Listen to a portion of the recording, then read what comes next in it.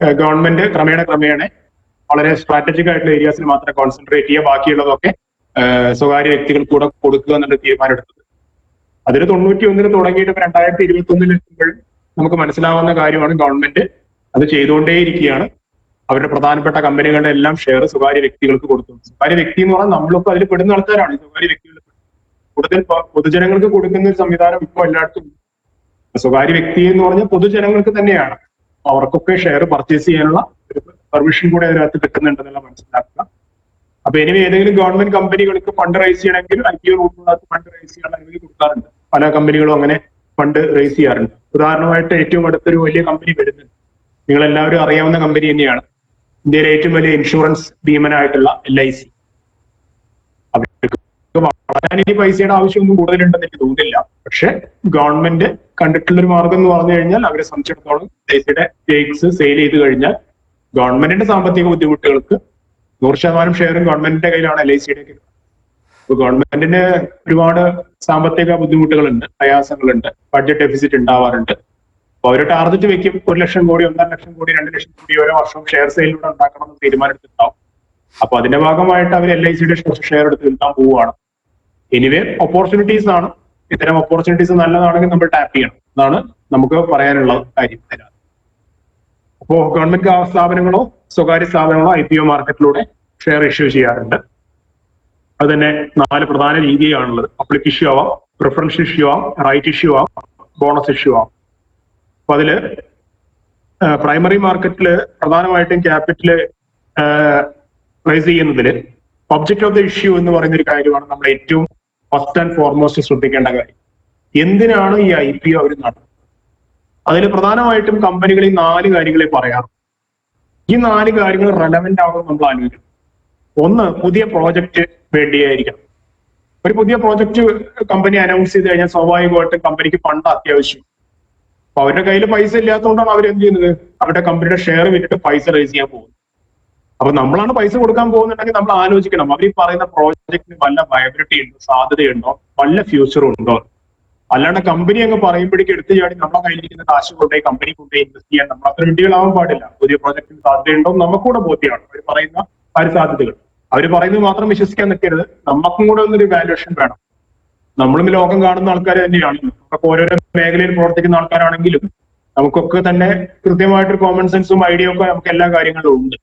നമ്മൾ അത്യാവശ്യം വായിക്കുന്നതും ശ്രദ്ധിക്കുന്ന ആൾക്കാർ തന്നെയാണ്. അപ്പൊ നമുക്ക് അറിയാമല്ലോ ഇതിന്റെ ഒരു പൊതുവായിട്ടുള്ള ട്രെൻഡ് എന്താണ്, ഇങ്ങനെയുള്ള ബിസിനസ്സുകളുടെയൊക്കെ ട്രെൻഡ് എന്താണ്, അത് എങ്ങോട്ടാണ് പോയിക്കൊണ്ടിരിക്കുന്നത്. അങ്ങനെയൊക്കെയുള്ളവർ വായിച്ചു കഴിഞ്ഞാൽ അവരുടെ പുതിയ പ്രോജക്റ്റിന് വല്ല സാധ്യതയുണ്ടോ എന്നുള്ള നമുക്കൊരു ധാരണ കിട്ടും.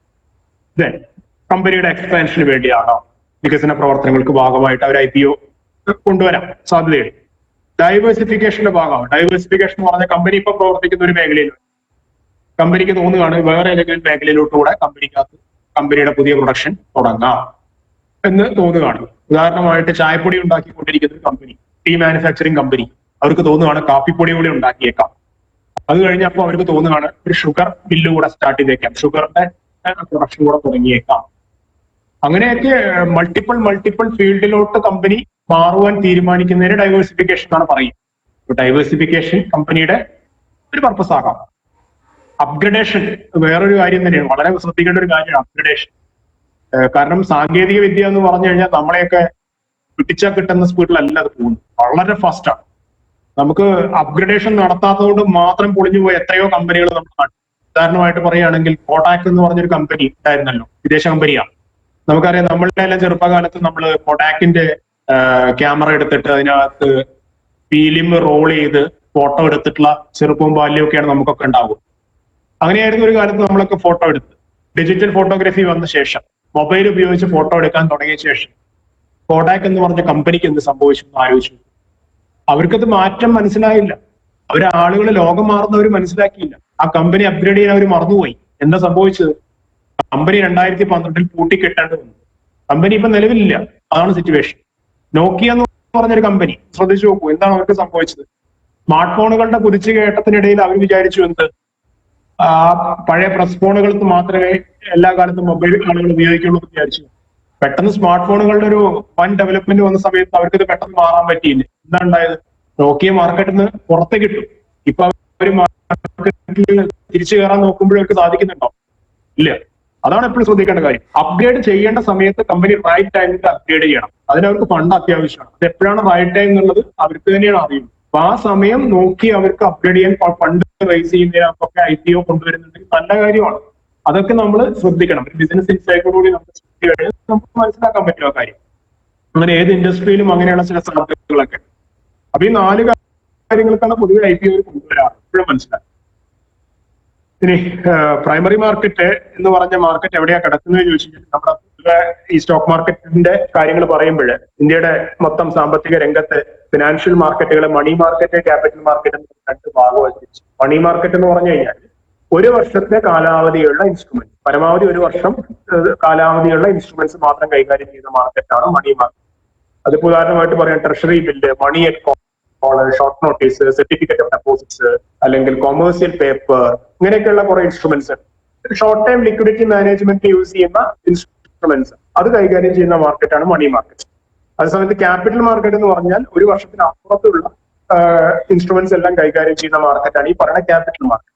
അവിടെയാണ് ഇപ്പൊ നമ്മൾ ഈ കാര്യങ്ങളെല്ലാം പഠിച്ചുകൊണ്ടിരിക്കുന്നത്. 1 വർഷത്തിന് അപ്പുറമാണ്. അപ്പൊ ഇതിന്റെ അവസാനം എപ്പോഴാണെന്ന് ചോദിച്ചു കഴിഞ്ഞാൽ ഇല്ല. ഒരു കമ്പനിക്ക് അവസാനം എപ്പോഴാണെന്ന് ചോദിച്ചു കഴിഞ്ഞാൽ ആ കമ്പനി ഇല്ലാണ്ടാവുന്നവരെ ഉണ്ട് എന്നാണ്. അപ്പൊ നമ്മൾ ആ കമ്പനിയുടെ ഷെയർ വാങ്ങിയെന്നോ നമ്മളുടെ കാലശേഷം ആ കമ്പനി ഉണ്ടാകുമെന്ന് ചോദിച്ചു കഴിഞ്ഞാൽ ഉണ്ടാവാം, ഉണ്ടാവാതിരിക്കാം. ആ കമ്പനി എത്രത്തോളം കാലം നിലനിൽക്കുന്നു അത്രത്തോളം കാലം ആ കമ്പനിയുടെ ഷെയറിന് വാലിഡിറ്റി ഉണ്ട് എന്നുള്ളത് തന്നെയാണ് നമ്മൾ മനസ്സിലാക്കേണ്ട കാര്യം. അപ്പോൾ കമ്പനിയുടെ ലൈഫ് അൺലിമിറ്റഡ് ലൈഫാണ്. നമുക്ക് അറിയില്ല, ചിലപ്പോൾ നൂറ്റാണ്ടുകളോളം പഴക്കമുള്ള കമ്പനികൾ ഉണ്ടാവാം. ചില കമ്പനികൾ ഉണ്ടാവുന്നതിനെക്കാട്ടും സ്പീഡിൽ പൊട്ടിപ്പോവാറുണ്ട്. അതൊക്കെ സാർവത്രികമാണ് ഈ മേഖലയിൽ. അപ്പൊ ക്യാപിറ്റൽ മാർക്കറ്റ് 1 വർഷത്തിനപ്പുറത്തേക്കുള്ള സാമ്പത്തിക സെക്യൂരിറ്റീസ് കൈകാര്യം ചെയ്യുന്ന മാർക്കറ്റാണ്. അതിനെ ക്യാപിറ്റൽ മാർക്കറ്റിനെ സെക്യൂരിറ്റി മാർക്കറ്റ് എന്ന് തരംതിരിക്കാറുണ്ട്. സെക്യൂരിറ്റി മാർക്കറ്റിനെ പ്രൈമറി മാർക്കറ്റും സെക്കൻഡറി മാർക്കറ്റ്. ഈ പ്രൈമറി മാർക്കറ്റാണ് ന്യൂ ഇഷ്യൂ മാർക്കറ്റ് എന്ന് വിളിക്കാറ്. ഇനി പബ്ലിക് ഇഷ്യൂ ഏതൊക്കെ രീതിയിൽ നടത്താം എന്നുള്ളതാണ്. ബോർഡ് ഓഫ് പബ്ലിക് ഇഷ്യൂ, അത് public issue, right issue, bonus issue, private placement, 4 രീതിയിലാണ്. അതിൽ നമ്മളിപ്പം എടുക്കുന്ന പബ്ലിക് ഇഷ്യൂ മാത്രമാണ്. അടുത്ത ദിവസങ്ങളിൽ നമുക്ക് റൈറ്റ് ഇഷ്യൂ, ബോണസ് ഇഷ്യൂ മാത്രം എക്സ്ക്ലൂസീവ് ക്ലാസ് ഉണ്ട്. റൈറ്റ് ഇഷ്യൂവിനെ കുറിച്ചും ബോണസ് ഇഷ്യൂവിനെ കുറിച്ചും എക്സ്ക്ലൂസീവ് ക്ലാസ് തന്നെ ചെയ്യേണ്ടതിന്റെ ആവശ്യകത എന്ന് പറഞ്ഞു കഴിഞ്ഞാൽ നമ്മുടെ ആളുകൾക്ക് അറിയില്ല പലപ്പോഴും റൈറ്റ് ഇഷ്യൂവിനകത്ത് എങ്ങനെയാണ് പേയ്മെന്റ് കൊടുത്താലേ റൈറ്റ് ഇഷ്യൂ കിട്ടുള്ളൂ, ബോണസ് ഇഷ്യൂ ഫ്രീ ആണോ, അത് എപ്പോഴാണ് അത് കൃത്യമായ സമയത്ത് ചെയ്ത് പ്രയാസങ്ങൾ ഉണ്ടാവുക, അതിന്റെ സാങ്കേതികപരമായിട്ടുള്ള കുറെ നിയമപരമായിട്ടുള്ള കുറെ കാര്യങ്ങൾ. അപ്പൊ അതൊക്കെ ഒരു എക്സ്ക്ലൂസീവ് ടോപ്പിക് ആയിട്ട് തന്നെയാണ് നമ്മൾ ചെയ്യുന്നത്. അപ്പൊ ഇന്ന് നമ്മൾ കോൺസെൻട്രേറ്റ് ചെയ്യുന്നത് പബ്ലിക് ഇഷ്യൂലാണ്. അപ്പൊ പബ്ലിക് ഇഷ്യൂ IPO എന്നും FPO എന്ന് പറഞ്ഞ 2 കാറ്റഗറി. IPO എന്ന് പറഞ്ഞാൽ ആദ്യമായിട്ട് ഒരു കമ്പനി ഷെയർ കൊടുക്കുകയാണ് IPO. ഉദാഹരണമായിട്ട് പറഞ്ഞാൽ ഒരു കമ്പനിയുടെ 100% ഷെയറും ആദ്യമായിട്ട് കയ്യിലായിരിക്കും. ആ കമ്പനി ഞാൻ നേരത്തെ പറഞ്ഞ ഒരു ഉദാഹരണം ഓർക്കും. ആ കമ്പനിയുടെ 100% ഷെയറും അതിന്റെ പ്രൊമോട്ടർമാരെ കയ്യിലായിരിക്കും. ആ പ്രൊമോട്ടർമാർ തീരുമാനിക്കുകയാണ് കമ്പനി വളരാൻ വേണ്ടിയിട്ട് കുറച്ച് ഷെയർ വിൽക്കാം. അപ്പോൾ അവർ പുതിയ ഷെയർ ഉണ്ടാക്കാം, അല്ലെങ്കിൽ അവർക്ക് എന്ത് ചെയ്യണം, അവരുടെ കയ്യിൽ നിലവിലുള്ള ഷെയറുകൾ അവർക്ക് ഓഫ്ലോഡ് ചെയ്യാം, അവർക്ക് സെല് ചെയ്യാം. അപ്പോ കമ്പനിക്ക് ഉദാഹരണമായിട്ട് ഒരു കമ്പനിക്ക് 4 പ്രൊമോട്ടർമാരുണ്ട്. Promoter A, B, C, D, 4 ആളുടെ കയ്യിലും 25% ഷെയർ ഉണ്ടായിരുന്നു വെക്കാം. എന്നിട്ട് ഇപ്പൊ കമ്പനിയുടെ പ്രൊമോട്ടർമാർ കൂടി ചേർന്ന് തീരുമാനിച്ചു കമ്പനിയുടെ 20% ഷെയറുകൾ പൊതുജനത്തിന് കൊടുക്കാൻ തീരുമാനിച്ചു. അതിനു വേണ്ടിയിട്ട് ഓരോ പ്രൊമോട്ടർമാരും 5% അവരുടെ ഷെയർ പൊതുജനത്തിന് കൊടുക്കാനുള്ള സന്നദ്ധത പ്രകടിപ്പിച്ചു. അങ്ങനെയാണെങ്കിൽ 25% ഷെയർ ഉണ്ടായിരുന്ന അവരുടെ ഷെയർ ഈ ഭാവിയിൽ 20%ആയിട്ട് കുറയും. അപ്പോ ഇങ്ങനെ കൊടുക്കാൻ തീരുമാനിച്ചു കഴിഞ്ഞാൽ 4 ആളുടെ കയ്യിൽ നിന്ന് 5% വെച്ചിട്ട് അവരുടെ കയ്യിൽ 20% ഷെയർ, 4 × 5 20% ഷെയർ പബ്ലിക്കിന് കൊടുക്കാൻ തീരുമാനിച്ചു. അങ്ങനെയാണെങ്കിൽ അതിനെ വിളിക്കുന്ന പേര് IPO എന്നാണ്. അപ്പോഴും നമ്മൾ ശ്രദ്ധിക്കേണ്ട കാര്യം, ബാക്കി 20% മാത്രമേ പബ്ലിക്കിന് കൊടുത്തിട്ടുള്ളൂ. ബാക്കി 80% ആരുടെ കയ്യിൽ തന്നെ കിടപ്പുണ്ട്, പ്രൊമോട്ടർമാരുടെ കയ്യിൽ കിടപ്പുണ്ട്. അവർക്ക് യാതൊരു പ്രശ്നവുമില്ല. കാരണം കമ്പനിക്ക് ആവശ്യമുള്ള ഫണ്ട് റേസ് ചെയ്യാൻ പറ്റി. ഇനി കൂടാതെ അവരെ സംബന്ധിച്ചിടത്തോളം ഫ്യൂച്ചറിൽ അവരെടുക്കുന്ന തീരുമാനങ്ങൾക്ക് ഒരു ഭീഷണി ഉണ്ടാവില്ല. കാരണം എന്ന് പറഞ്ഞാൽ ഇവർ 4 പേരും കൂടെ തീരുമാനിച്ചാൽ അതന്നെയാണ് തീരുമാനം. കാരണം വോട്ടിംഗ് വന്നു കഴിഞ്ഞാൽ മെജോറിറ്റി 80% ഷെയർ ആരെയും കിടപ്പുണ്ട്, ഈ 4 കിടപ്പുണ്ട്. അപ്പൊ അവർ തീരുമാനിക്കുന്നതേ നടപ്പാവുള്ളൂ. അപ്പൊ അതുകൊണ്ട് അങ്ങനെയുള്ള പേടിയൊന്നും ഇല്ലാണ്ട് തന്നെ അവർക്ക് എന്ത് ചെയ്യാം, കമ്പനിയുടെ ഷെയർ ധൈര്യമായിട്ട് കൊടുക്കാം എന്നാണ് മനസ്സിലാക്കുന്നത്.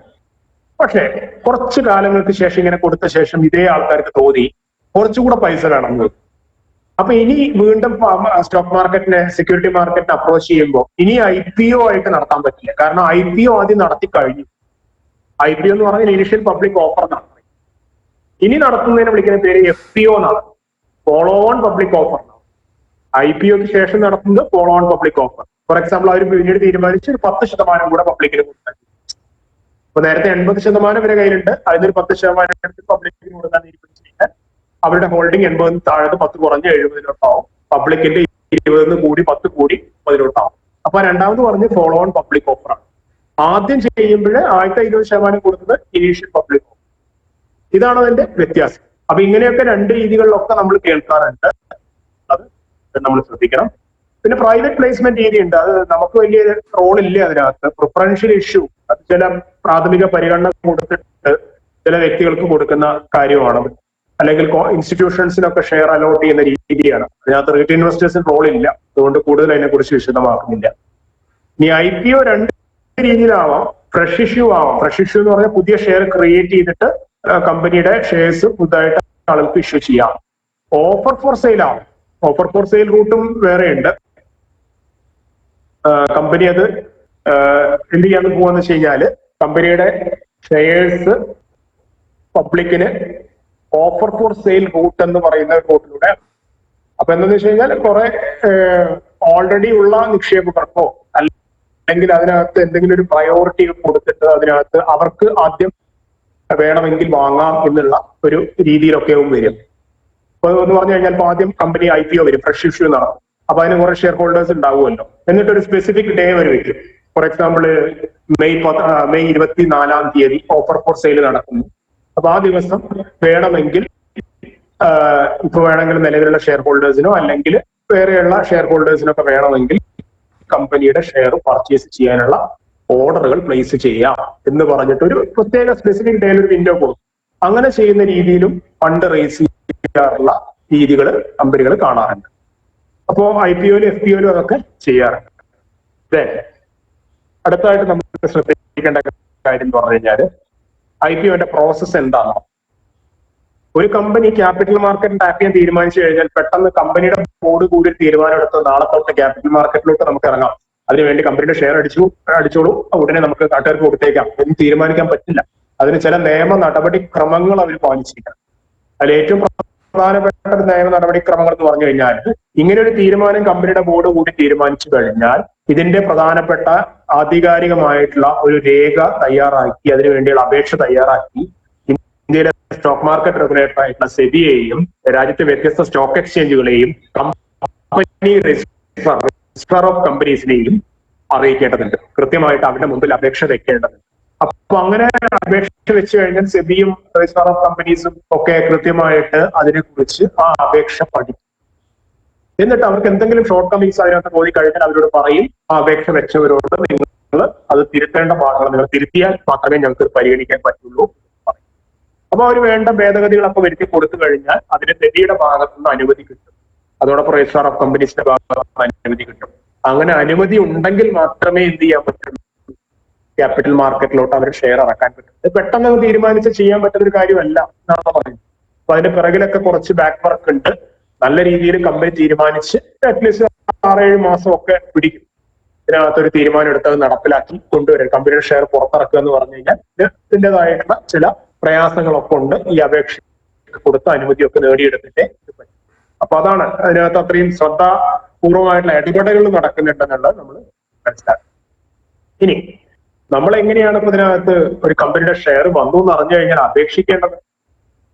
നമുക്ക് അസ്ബ എന്ന് പറയുന്ന ഒരു സംവിധാനമാണ് ഇപ്പോൾ. അസ്ബ എന്ന് പറഞ്ഞാൽ application supported by blocked amount. അതെന്താണ് അത് എന്ന് പറയുന്നതിന് മുമ്പുണ്ടായിരുന്ന ചില സാഹചര്യങ്ങൾ പറഞ്ഞുതരാം. കുറച്ച് വർഷങ്ങൾക്ക് മുമ്പ് ഈ അസ്ബയൊക്കെ വരുന്നതിന് മുമ്പുണ്ടായിരുന്ന ചില സാഹചര്യങ്ങൾ പറഞ്ഞുതരാം. പണ്ട് ഉദാഹരണമായിട്ട് ഒരു കമ്പനി 1,00,000 ഷെയറുകൾ പുറത്തിറക്കി മരിച്ചു വിചാരിക്കും. 1,00,000 ഷെയർ 100 രൂപ വെച്ച് കൊടുക്കാനാണ് തീരുമാനം. അപ്പോ 100 രൂപ വെച്ച് കൊടുക്കാനുള്ള തീരുമാനം എടുത്ത് 1,00,000 ഷെയർ കമ്പനി പുതുതായിട്ട് പുറത്തിറക്കാൻ പോവുകയാണ്. അപ്പൊ ആ സമയത്ത് ഒരുപാട് പേർക്ക് ആ കമ്പനിയിൽ താല്പര്യമുണ്ട്. ഇപ്പൊ പഴയ കാലത്തൊക്കെ ആണെങ്കിൽ അങ്ങനെ താല്പര്യം ഉണ്ടെങ്കിൽ അവര് ഇതിനൊരു അപേക്ഷ ഫോറം കിട്ടും. സ്റ്റോക്ക് ബ്രോക്കർമാരെടുത്തും അല്ലെങ്കിൽ ബാങ്കുകളുടെ അടുത്തും പത്രങ്ങളിലൊക്കെ അതിന്റെ പരസ്യം പബ്ലിഷ് ചെയ്തിട്ടുണ്ടാവും. അതിന്റെ ഫോമൊക്കെ വേണമെങ്കിൽ പബ്ലിഷ് ചെയ്തിട്ടുണ്ടാവും. അപ്പൊ അങ്ങനെ ആ ഫോമൊക്കെ തപ്പിപ്പിടിച്ച് ആൾക്കാരത് ഫില്ല് ചെയ്ത് അപേക്ഷ അയക്കുമ്പോൾ, ഉദാഹരണമായിട്ട് ഒരാൾക്ക് 100 ഷെയർ വാങ്ങാൻ താല്പര്യം ഉണ്ടെങ്കിൽ 100 × 100 10,000 രൂപയാണ് അയാൾ ഇത് കൊടുക്കേണ്ടി വരും, അപേക്ഷയോടൊപ്പം അയക്കേണ്ടി വരും.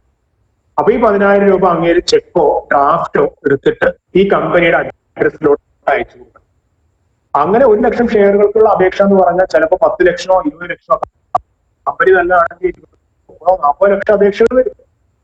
ഈ 40 ലക്ഷം അപേക്ഷയുടെ കൂടി അപേക്ഷിക്കാനുള്ള തുകയും ഉണ്ടാവും.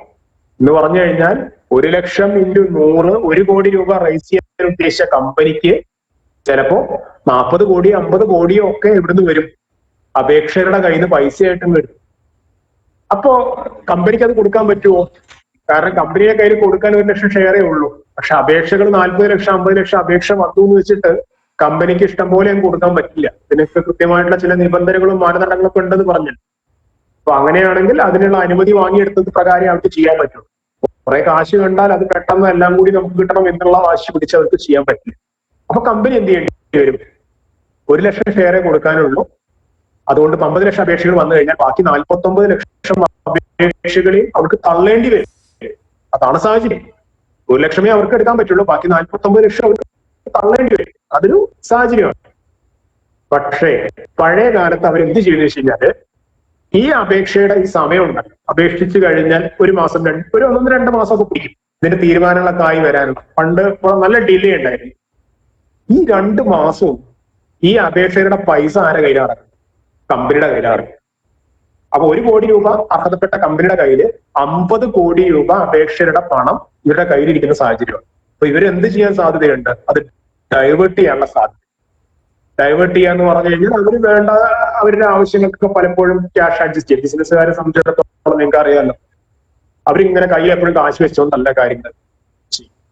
അവർക്ക് റോളിങ്സ് ആണ്, എപ്പോഴും ഒരു ഫണ്ട് എടുത്ത് മറ്റൊടുത്ത് മാറ്റി ഒരു ഫണ്ട് മാനേജ്മെന്റ് ആണ് അവരുടെ എപ്പോഴും ഒരു സ്റ്റൈൽ എന്ന് പറഞ്ഞത്. അപ്പൊ വലിയ കമ്പനികളൊക്കെ വലിയ തോതിൽ ഫണ്ട് മാനേജ്മെന്റ് സ്റ്റൈലുകൾ നടത്തും. കുറെ കാശ് അവരുടെ അക്കൗണ്ടിൽ കിടക്കുന്നത് കാണുമ്പോൾ അത് ചെയ്യാൻ തോന്നും.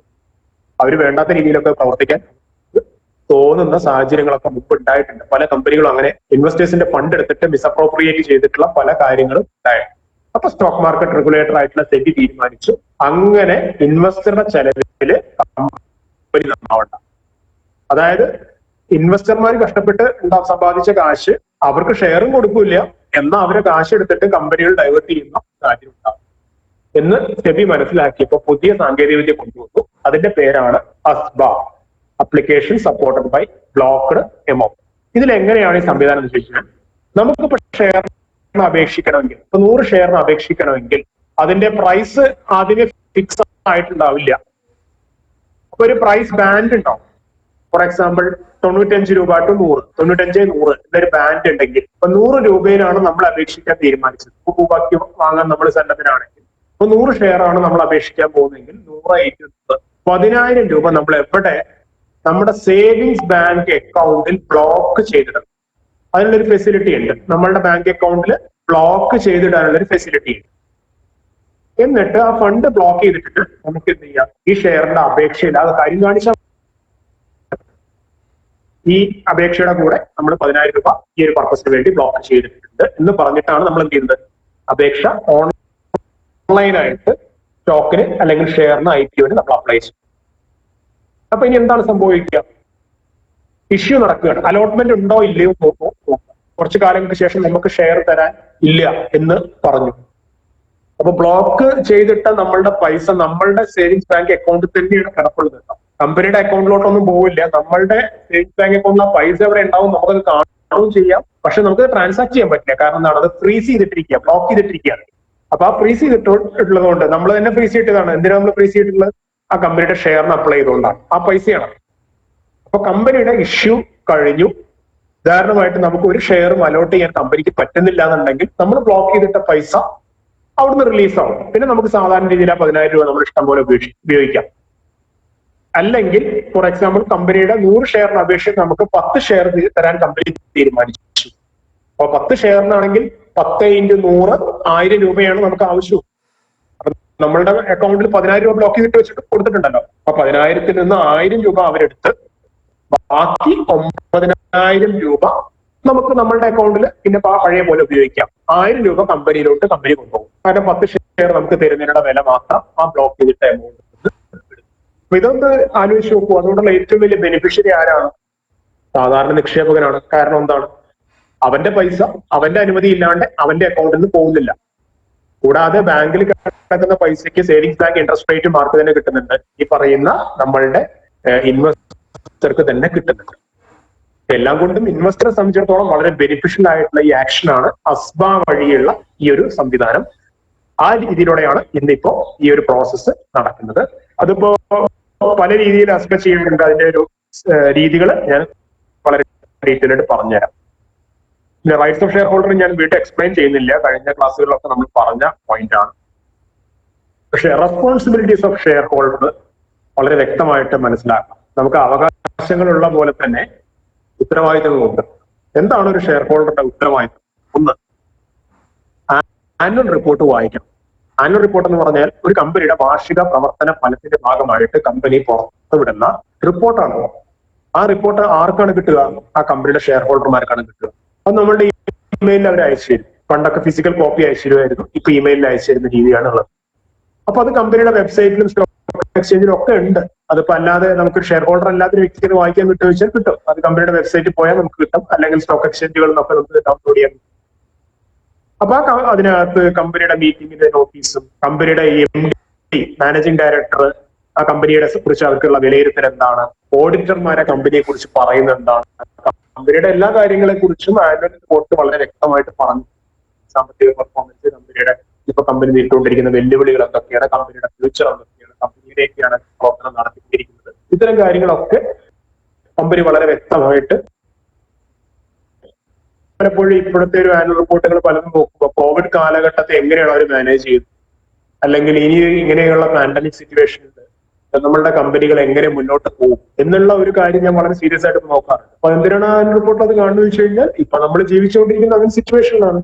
അപ്പൊ നമ്മൾ ഇൻവെസ്റ്റ് ചെയ്ത കമ്പനിക്ക് അങ്ങനെയുള്ള സിറ്റുവേഷൻ സർവൈവ് ചെയ്യാൻ പറ്റുമോ എന്നുള്ളത് നമ്മൾ ചിന്തിക്കണം. അപ്പൊ അങ്ങനെയൊക്കെയുള്ള ചില സ്പെസിഫിക് സിറ്റുവേഷൻസിൽ അത്തരം കാര്യങ്ങൾ ഊന്നി കമ്പനിയുടെ പ്രൊമോട്ടർമാര് അല്ലെങ്കിൽ കമ്പനിയുടെ MD അതിനെ കുറിച്ചൊക്കെ വളരെ വിശദമായിട്ട് പറയുന്ന പല കാര്യങ്ങളുണ്ടായി. അതൊക്കെ നമുക്ക് ചിലപ്പോൾ മീഡിയാസിലൂടെ ഒന്നും കിട്ടാത്ത സാധനമാണ്. മീഡിയാസിൽ എപ്പോഴും കാണുക വളരെ ഹൈപ്പോത്തറ്റിക്കൽ ആയിട്ടുള്ള വളരെ വലിയ രീതിയിൽ അവർക്കൊരു വാർത്താ പ്രാധാന്യം കൂടുതൽ കാര്യങ്ങൾ മാത്രമേ ഉണ്ടാവും. പക്ഷേ ആനുവൽ റിപ്പോർട്ടൊക്കെ വായിക്കുന്ന സമയത്ത് അതിന്റെ ഉള്ളിൽ ഉള്ള ഒരുപാട് കാര്യങ്ങളുണ്ട്.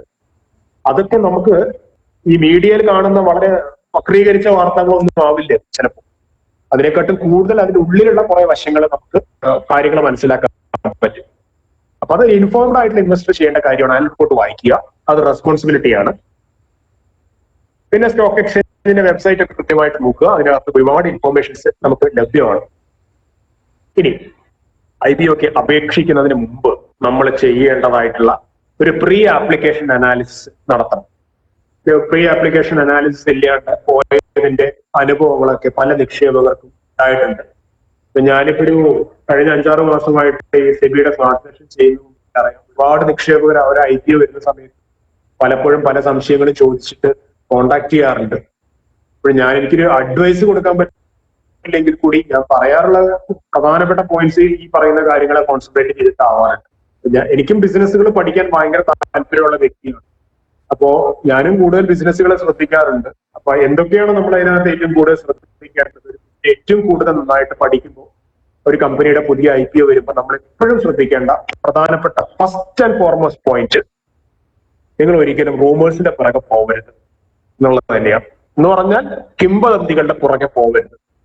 അവിടുന്നും ഇവിടുന്നും പല ആളുകളും പലതും അതിനെ കുറിച്ച് പറയും.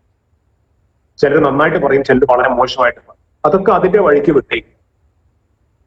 അവർക്ക് പറയാനുള്ളത് അവർ പറയട്ടെ. അവർ നന്നായിട്ടോ ചീത്തയായിട്ടോ അതിനെക്കുറിച്ച് പറയട്ടെ. അതല്ല നമ്മളുടെ തീരുമാനങ്ങൾ. നമ്മളുടെ തീരുമാനം എടുക്കുന്നത് നമ്മൾ തന്നെയാണ്.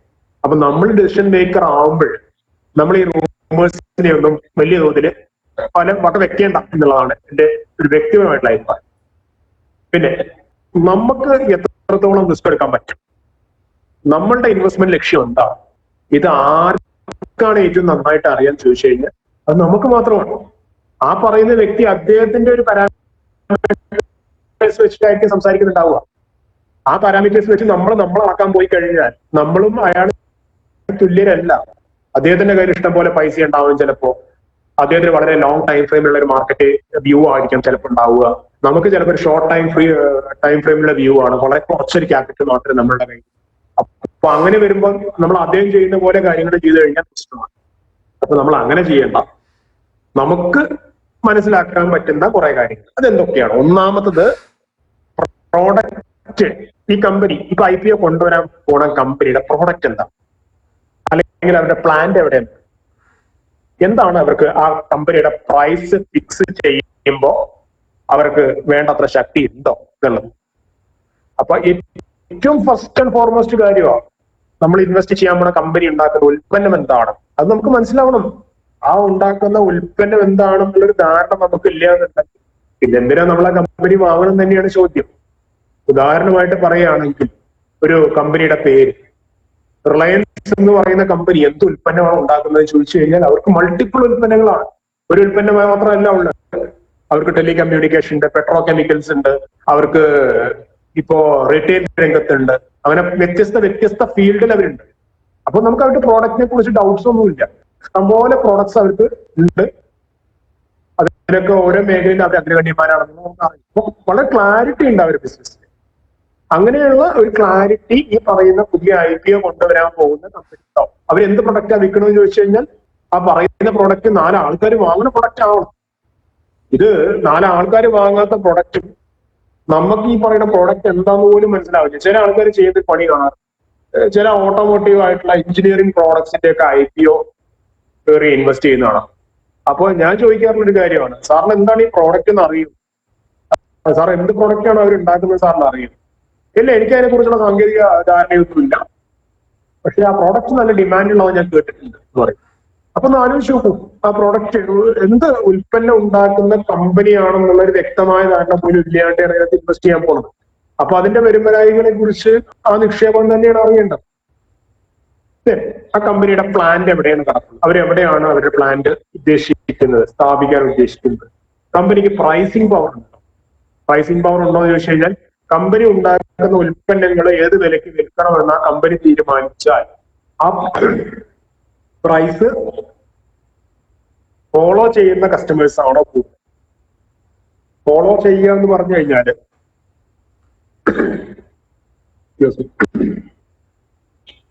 പ്രൈസ് ഫോളോ ചെയ്യുന്ന രീതിയുണ്ട്, പ്രൈസ് ഫോളോ ചെയ്യാത്ത രീതിയുണ്ട്. പ്രൈസ് ഫോളോ ചെയ്യുന്ന രീതി എന്ന് പറഞ്ഞു കഴിഞ്ഞാൽ കസ്റ്റമേഴ്സ് ആ പ്രോഡക്റ്റ് എന്ത് ചെയ്യുന്ന വെച്ച് കഴിഞ്ഞാല് കമ്പനി പറയുന്ന പ്രൈസിന് വാങ്ങാൻ അവർ സന്നദ്ധരാകും. ആ പ്രൈസ് ഫോളോ ചെയ്യുന്ന ആൾക്കാരാണ് കസ്റ്റമേഴ്സ്. കുറച്ച് ചില സിറ്റുവേഷൻസിൽ എങ്ങനെയാണെന്ന് വെച്ച് കഴിഞ്ഞാൽ കമ്പനിക്ക് പ്രൈസ് ഫിക്സേഷൻ പവർ ഉണ്ടാവില്ല, കസ്റ്റമേഴ്സ് ആഗ്രഹിക്കുന്ന പ്രൈസിനൊക്കെ കൊടുക്കേണ്ടി വരും. ഭയങ്കര കോമ്പറ്റീഷനുള്ള ഫീൽഡിലൊക്കെ അങ്ങനെയാണ് ചെയ്യേണ്ടി വരും. അപ്പൊ അങ്ങനെ പ്രൈസിംഗ് പവർ ഉള്ള കമ്പനിയാണ്. ഒരു എന്ത് വില കിട്ടാലും ആ സാധനം വാങ്ങി വിറ്റ് ചൂടൊപ്പം പോലെ മാർക്കറ്റിൽ വിറ്റ് പോകും. അങ്ങനെയൊക്കെയുള്ള ബേസിക് ആയിട്ടുള്ള ഒരു ചോദ്യം നമുക്ക് ആദ്യം ഉത്തരം കിട്ടണം. രണ്ടാമത്തത് സസ്റ്റൈനബിലിറ്റിയും ഗ്രോത്തും ഉണ്ടോ? അതാണല്ലോ മാർക്കറ്റിൽ ഒരു കമ്പനി മുന്നോട്ട് നയിക്കാൻ പോകുന്നത്. കമ്പനിക്ക് നിലനിൽപ്പുണ്ടോ? കമ്പനിക്ക് വളർച്ചാ സാധ്യതയുണ്ടോ? നമുക്ക് ഫ്യൂച്ചറിലാണ് ഈ സ്റ്റോക്ക് പ്രൈസ് എല്ലാം മൂവ് ചെയ്യാം. ഭാവിയില്ലാത്ത ഒരു കമ്പനിക്ക് ഭൂതവും വർത്തമാനവും ഉണ്ടാകുന്ന കാര്യമില്ല. ഭാവിയില്ലാത്തൊരു കമ്പനിക്ക് നമുക്ക് ഇൻവെസ്റ്റ് ചെയ്തിട്ട് കാര്യമൊന്നുമില്ല. അപ്പൊ അതിന്റെ ഭാവി എന്താന്നുള്ളത് നമ്മൾ അറിയാം. ആ ഭാവിയുള്ള കമ്പനികൾ മാത്രമേ നമുക്ക് ഇൻവെസ്റ്റ് ചെയ്യാനായിട്ട് നമ്മൾ എടുക്കാൻ പാടുള്ളൂ. അപ്പൊ നമ്മൾ ഇൻവെസ്റ്റ് ചെയ്യാൻ പോണ ഈ IPO നമ്മുടെ കമ്പനിക്ക് ഫ്യൂച്ചർ ഉണ്ടോ എന്നുള്ളത് നമ്മൾ ആലോചിക്കണം. മൂന്നാമത്തെ കാര്യം എന്ന് പറഞ്ഞു കഴിഞ്ഞാൽ അവര് സ്കേലബിലിറ്റി, അഡ്രസബിൾ മാർക്കറ്റ് എത്രത്തോളം. സ്കേലബിലിറ്റി എന്ന് പറഞ്ഞാൽ അവർക്ക് എത്രത്തോളം വളരാൻ പറ്റും, അവർക്ക് ഈ മാർക്കറ്റിനെ മുഴുവൻ അഡ്രസ് ചെയ്യാൻ പറ്റുന്നുണ്ടോ. ഫോർ എക്സാമ്പിൾ ഒരു FMCG കമ്പനി എടുത്തോ, ഒരു ഫാസ്റ്റ് മൂവിങ് കൺസ്യൂമർ ഗുഡ്സ്. ഒരു ഫാസ്റ്റ് മൂവിങ് കൺസ്യൂമർ ഗുഡ്സ് എന്ന് പറയുന്ന സെക്ടർ എന്ന് പറഞ്ഞാൽ, ഫാസ്റ്റ് മൂവിങ് കൺസ്യൂമർ ഗുഡ്സ് എന്ന് പറഞ്ഞാൽ നമുക്ക് നിത്യോപയോഗ സാധനങ്ങൾ തരുന്ന ഒരു സെഗ്മെന്റ് ആണ് ഫാസ്റ്റ് മൂവിങ് കൺസ്യൂമർ ഗുഡ്സ്. അപ്പൊ നമ്മൾ ആഗ്രഹിക്കുന്ന ഒരു കസ്റ്റമർ എന്താണ് ആഗ്രഹിക്കുന്നത്? ആ പറയുന്ന കമ്പനിയുടെ പ്രോഡക്റ്റ് നമ്മളുടെ ഏറ്റവും തൊട്ടടുത്ത ഷോപ്പിൽ പോലും കിട്ടുന്ന സാഹചര്യം ഉണ്ടോ ഇത് ചെക്ക് ചെയ്യാം. ഫോർ എക്സാമ്പിൾ ഹിന്ദുസ്ഥാൻ യൂണിലിവർ എന്ന് പറയുന്ന കമ്പനി എന്നാലോചിച്ച് നോക്കും, പ്രധാനപ്പെട്ട സോപ്പും ബ്രാൻഡും ഒക്കെ അവരുടേതാണ്. സോപ്പ് ബ്രാൻഡുകളും അതേപോലെ പല FMCG പ്രോഡക്റ്റുകളും അവരുടേതാണ്. അവരുടെ പ്രോഡക്റ്റ് ഏത് ചെറിയ പെട്ടിക്കടയിൽ പോലും കിട്ടും. അത് ഇവിടെ മാത്രമാണോ? നമ്മൾ ഈ ഇന്ത്യ മഹാരാജ്യത്ത് എവിടെ പോയി കഴിഞ്ഞാൽ അങ്ങനെ തന്നെയല്ലേ ആണ്. അപ്പൊ അവരുടെ ഒരു റീച്ച് നോക്കൂ, കസ്റ്റമർ റീച്ച് നോക്കൂ, അല്ലെങ്കിൽ ഡിസ്ട്രിബ്യൂഷൻ റീച്ച് നോക്കൂ. ഇന്ത്യയിലെ ഏറ്റവും കൂടുതൽ ഡിസ്ട്രിബ്യൂഷൻ റീച്ച് ഉള്ള ഒരു കമ്പനിയാണ് അവരുടെ. അപ്പൊ ഈ പുതിയ IPO വരാൻ പോകുന്ന കമ്പനിയുടെ പ്രോഡക്റ്റ് എവിടെയൊക്കെ കിട്ടും എന്നുള്ളത് നമ്മൾ ആലോചിക്കണം. അല്ല, പ്രോഡക്റ്റ് ഉണ്ടാക്കി വെക്കുന്നതുകൊണ്ടല്ലല്ലോ കാര്യമുള്ള. പ്രോഡക്റ്റ് കൃത്യമായിട്ട് ജനങ്ങളിലേക്ക് എത്തിക്കാനുള്ള ഒരു സംവിധാനം ഉണ്ടോന്ന് അറിയണ്ടേ? ഒരു സംവിധാനം ഇല്ലാത്ത ഒരു കമ്പനിയാണെങ്കിൽ ഒരു പ്രോഡക്റ്റ് ഉണ്ടാക്കി വെച്ചിട്ട് നാട്ടുകാർക്ക് വാങ്ങാൻ കിട്ടില്ല, അല്ലെങ്കിൽ നാട്ടുകാർക്ക് അവയർനെസ് ഉണ്ട് ആ പ്രോഡക്റ്റ് വാങ്ങിയാൽ നല്ലതാണ്, പക്ഷെ കിട്ടാനില്ലെങ്കിൽ എന്താ ചെയ്യുക? ഒരു രക്ഷയില്ല. അപ്പൊ അതുകൊണ്ട് അതിനെക്കുറിച്ച് നമുക്കൊരു ധാരണ വേണം. ആ കമ്പനിയുടെ പ്രോഡക്റ്റ് നാട്ടിൽ വിൽപ്പനയുള്ളതാണോ, അതെല്ലാവർക്കും വാങ്ങാൻ കിട്ടുന്നതാണോ, അത്തരം കാര്യങ്ങളെ കുറിച്ച് ധാരണ വേണം. പിന്നെ ബിസിനസ് നമ്പറുകൾക്ക് അപ്പുറത്തുള്ള ഒരു കാര്യമാണ് എപ്പോഴും. നമ്മൾ കുറെ അക്കൗണ്ട്സും കണക്കുകളും മാത്രം നോക്കിയിട്ട് ഒരു ബിസിനസിനെ വാല്യൂ ചെയ്യാൻ നിൽക്കരുത്. ചിലപ്പോൾ കണക്കുകൾക്ക് അപ്പുറത്ത് പല കാര്യങ്ങളും ആ ബിസിനസ് പറയും. ആ ബിസിനസിന്റെ സാധ്യതകൾ ചിലപ്പോൾ അത്രയും വളരെ വലുതായി. ചിലപ്പോൾ 1-2 വർഷത്തിലൊക്കെ കമ്പനിയുടെ ബിസിനസ്സിൽ ഒരു അക്കൗണ്ടിങ് ബേസ് ചെയ്യപ്പെട്ടുള്ള പ്രോഫിറ്റ്സ് ഒക്കെ ചിലപ്പോൾ താഴെ വന്നിട്ടുണ്ടാവാം. പക്ഷെ അതിനപ്പുറത്ത് ആ സിറ്റുവേഷൻ അവർക്ക് മാനേജ് ചെയ്യാൻ പറ്റും, അതിനപ്പുറത്തോട്ടൊക്കെ മുന്നോട്ട് വരാൻ പറ്റും എന്ന് നമുക്ക് തോന്നുന്നുണ്ടെങ്കിൽ കുറച്ച് റിസ്ക് എടുക്കുന്നതിന് തെറ്റില്ലെന്നുള്ള അഭിപ്രായക്കാരനാണ്. കമ്പനി നല്ലവരാണ്, പ്രൊമോട്ടേഴ്സ് നല്ലവരാണ്, മാനേജ്മെന്റ് നല്ലതാണ്, ധൈര്യമായിട്ട് അതിനകത്ത് ഇൻവെസ്റ്റ് ചെയ്യാം. 1-2 ക്വാർട്ടറിലുള്ള പെർഫോമൻസ് അല്ലെങ്കിൽ 1-2 വർഷത്തിൽ അവരുടെ പെർഫോമൻസ് വീക്ക് ആണെങ്കിൽ നമുക്ക് അങ്ങനെ പേടിക്കേണ്ടി വരില്ല. അപ്പൊ എപ്പോഴും ബിസിനസ് ഒരു നമ്പേഴ്സിന് അപ്പുറത്തുള്ള ഒരു കാര്യമാണ്. അപ്പൊ അതുകൊണ്ട് ആ ബിസിനസ്സിനെ നമ്മൾ നന്നായിട്ട് പഠിച്ചിട്ട് നമുക്ക് ഇൻവെസ്റ്റ് ചെയ്യുന്നതാണ് ഒരു IPOക്ക് മുമ്പ് നമ്മൾ പഠിക്കണം. പിന്നെ മാനേജ്മെന്റ് ക്വാളിറ്റി വളരെ ഇമ്പോർട്ടന്റ് ആണ്. ആരാണ് ഈ കമ്പനി മാനേജ് ചെയ്യുന്നത്? അവർക്ക് ഈ മേഖലയിലുള്ള പരിജ്ഞാനം എത്രയാണ്? എത്ര കാലമായിട്ട് ഇത്തരം ഫീൽഡിലുണ്ട്? അവർ ഈ നയിച്ച കമ്പനി ഏത് ലെവലിൽ നിന്നാണ് അവർ തുടങ്ങിയത്? അവർ എവിടെയാണ് നിൽക്കുന്നത്? അപ്പോ അവർക്ക് കഴിവുണ്ടോ ഇല്ലയെന്ന് നമുക്ക് അറിയാൻ. കഴിവുള്ള മാനേജർമാർ നയിക്കുന്ന കമ്പനിയാണെങ്കിൽ, നല്ല കഴിവുള്ള ഒരു മാനേജ്മെന്റ് നയിക്കുന്ന കമ്പനിയാണെങ്കിൽ അതിന്റെ ഫ്യൂച്ചറിൽ നമ്മൾ പേടിക്കേണ്ട കാര്യമില്ല. അവർ ആ മേഖലയിൽ പ്രാവീണ്യം തെളിയിച്ച ആൾക്കാരാണ്. അവർ നന്നായിട്ട് കാര്യങ്ങൾ നടത്തിക്കൊണ്ടുപോകാൻ നമുക്ക് ഇഷ്ടം പറ്റും. മറിച്ച് മാനേജ്മെന്റിന് ഒരു ക്വാളിറ്റി ഇല്ല. അവർ മഹാകള്ളന്മാരാണ്, മഹാഫ്രോഡുകളാണ്. അവരുണ്ടാക്കിയ കമ്പനി എല്ലാം അതിന് 8-10 കൊല്ലം കൊണ്ട് കൂട്ടിപ്പോയിട്ടുള്ള കമ്പനിയാണ്. അവരുടെ ട്രാക്ക് റെക്കോർഡ് നോക്കുമ്പോഴൊക്കെ തരികിടെയാണ് നമുക്ക് മനസ്സിലാവുന്നുണ്ടെങ്കിൽ എന്ത് തരാമെന്ന് പറഞ്ഞാൽ പോലും നിങ്ങൾ അവിടെ കൊണ്ട് invest. Management quality is very important. Then margin ഉണ്ടോ? സസ്റ്റൈനബിൾ മാർജിൻ ഉണ്ടോ? അബ്സല്യൂട്ട് ആയിട്ട് റിലേറ്റീവ് ആയിട്ട് മാർജിൻ. ചില കമ്പനികളുടെ പ്രോഡക്റ്റിന്റെ പ്രത്യേകത എന്ന് വെച്ചാൽ പ്രോഡക്റ്റ് ഒക്കെ നല്ലതായിരിക്കും, നല്ല വിൽപ്പന ഉണ്ടാവും, പക്ഷെ പ്രോഫിറ്റ് ഉണ്ടാവില്ല. അതിന്റെ കാരണം എന്താണ്? അവർക്ക് മാർജിൻ ഇല്ല. അവരെ കോസ്റ്റ് എപ്പോഴും കൂടി വരികയാണ്. കോസ്റ്റിന് അവർക്ക് കറക്റ്റ്ലി മാനേജ് ചെയ്യാൻ പറ്റുന്നില്ല. അതിപ്പോ പല രീതിയിൽ ഈ കോസ്റ്റിനെ അവർ മാനേജ് ചെയ്യുന്ന രീതിയിലെ കമ്പനികൾ. ഫോർ എക്സാമ്പിൾ നമുക്ക് പറയുകയാണെങ്കിൽ ഈ പാർലയുടെ ബിസ്ക്കറ്റ് 10 രൂപയാണ് ഇപ്പോഴും. ആ ഗ്ലൂക്കോസ് ബിസ്ക്കറ്റിന്റെ ബേസിക് ആയിട്ടുള്ള പ്രോഡക്റ്റ് 10 രൂപയാണ് ഇപ്പോഴും ഉള്ളത്. പണ്ടും 10 രൂപ, നമ്മുടെ ചെറുപ്പക്കാർക്കും 10 രൂപ, ഇപ്പോഴും 10 രൂപ. എനിക്ക് തോന്നുന്നു നാളെ 10 രൂപയാണ്. അപ്പൊ ആ പ്രോഡക്റ്റ് അങ്ങനെയാണ് സെഗ്മെന്റ് ചെയ്തിരിക്കുക. 10 രൂപയ്ക്ക് അവർ കൊടുക്കുന്നത്. അപ്പൊ 10 രൂപയ്ക്ക് കൊടുക്കാൻ അവർക്ക് എങ്ങനെയാണ് പറ്റുന്നത്? ഇത്രയും കാലത്തിനിടയ്ക്ക് അതിന്റെ ഇന്റർജൻസിനൊന്നും വില കൂടിയിട്ടില്ലേ? അതിന്റെ റോ മെറ്റീരിയൽസിനൊന്നും വില കൂടിയിട്ടില്ലേ? ഗോതമ്പ് വില കൂടിയിട്ടില്ലേ? അല്ലെങ്കിൽ ഷുഗറിന് വില കൂടിയിട്ടില്ലേ? അതിന്റെ ഇന്റർജൻസിനൊക്കെ വില കൂടിയിട്ടുണ്ട്. പക്ഷെ ഇവർ എന്തിനാണ് അഡ്ജസ്റ്റ് ചെയ്യുന്നത്? ആ പ്രൈസ് ടാഗ് 10 രൂപ എന്ന് പറഞ്ഞ സംഗതിയിൽ അവരെപ്പോഴും കോൺസെൻട്രേറ്റ് ചെയ്യുന്നത്. അവരെന്ത് ചെയ്യും? വോളിയത്തിൽ കുറയ്ക്കും. 1-2 ബിസ്ക്കറ്റ് ഇങ്ങനെ ക്രമേണ കുറഞ്ഞു വരുന്നതായിട്ട് നമുക്ക് കാണാം. അവരെ കനത്തിൽ അവർ കുറവ് വരുത്തുന്നുണ്ട്. ഇതാണ് അവർ ചെയ്തുകൊണ്ടിരിക്കുന്ന രീതി. അപ്പൊ 10 രൂപയ്ക്ക് അവർ കൊടുക്കുന്നുണ്ട്.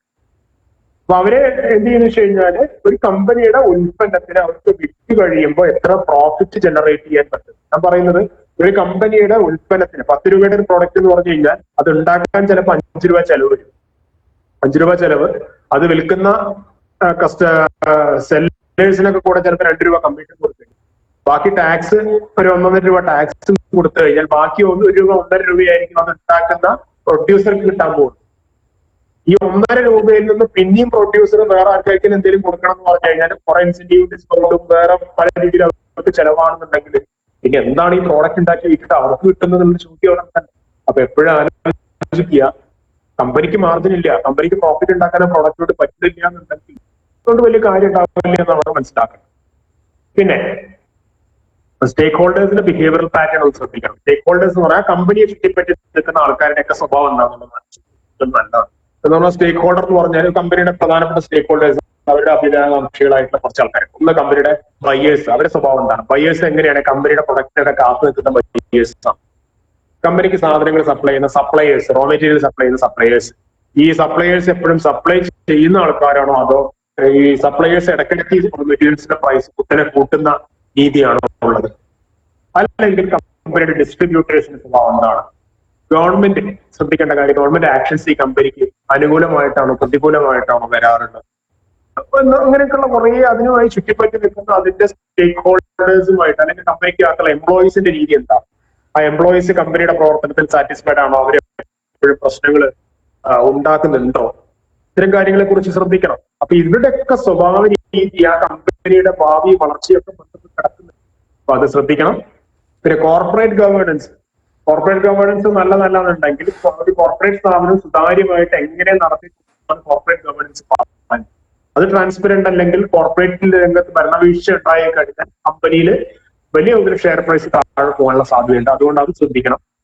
പിന്നെ കമ്പനിയുടെ ഘടന എന്താണ്? കോർപ്പറേറ്റ് സ്ട്രക്ചർ എന്താണ്?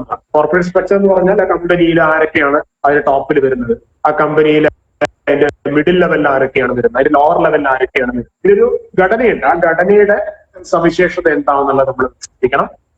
ലാസ്റ്റ് ബിസിനസ് സക്സഷൻ നോക്കിയാണ്. ബിസിനസ് സക്സഷൻ എന്ന് പറഞ്ഞു കഴിഞ്ഞാൽ ഇപ്പൊ കമ്പനി നയിച്ചുകൊണ്ട് നടക്കുന്ന പ്രൊമോട്ടറിൽ ആരെങ്കിലും മരണപ്പെട്ടു പോയി കഴിഞ്ഞാൽ അടുത്തത് ആരാണ് അതിന്റെ ടോപ്പിൽ വരാൻ സാധ്യത?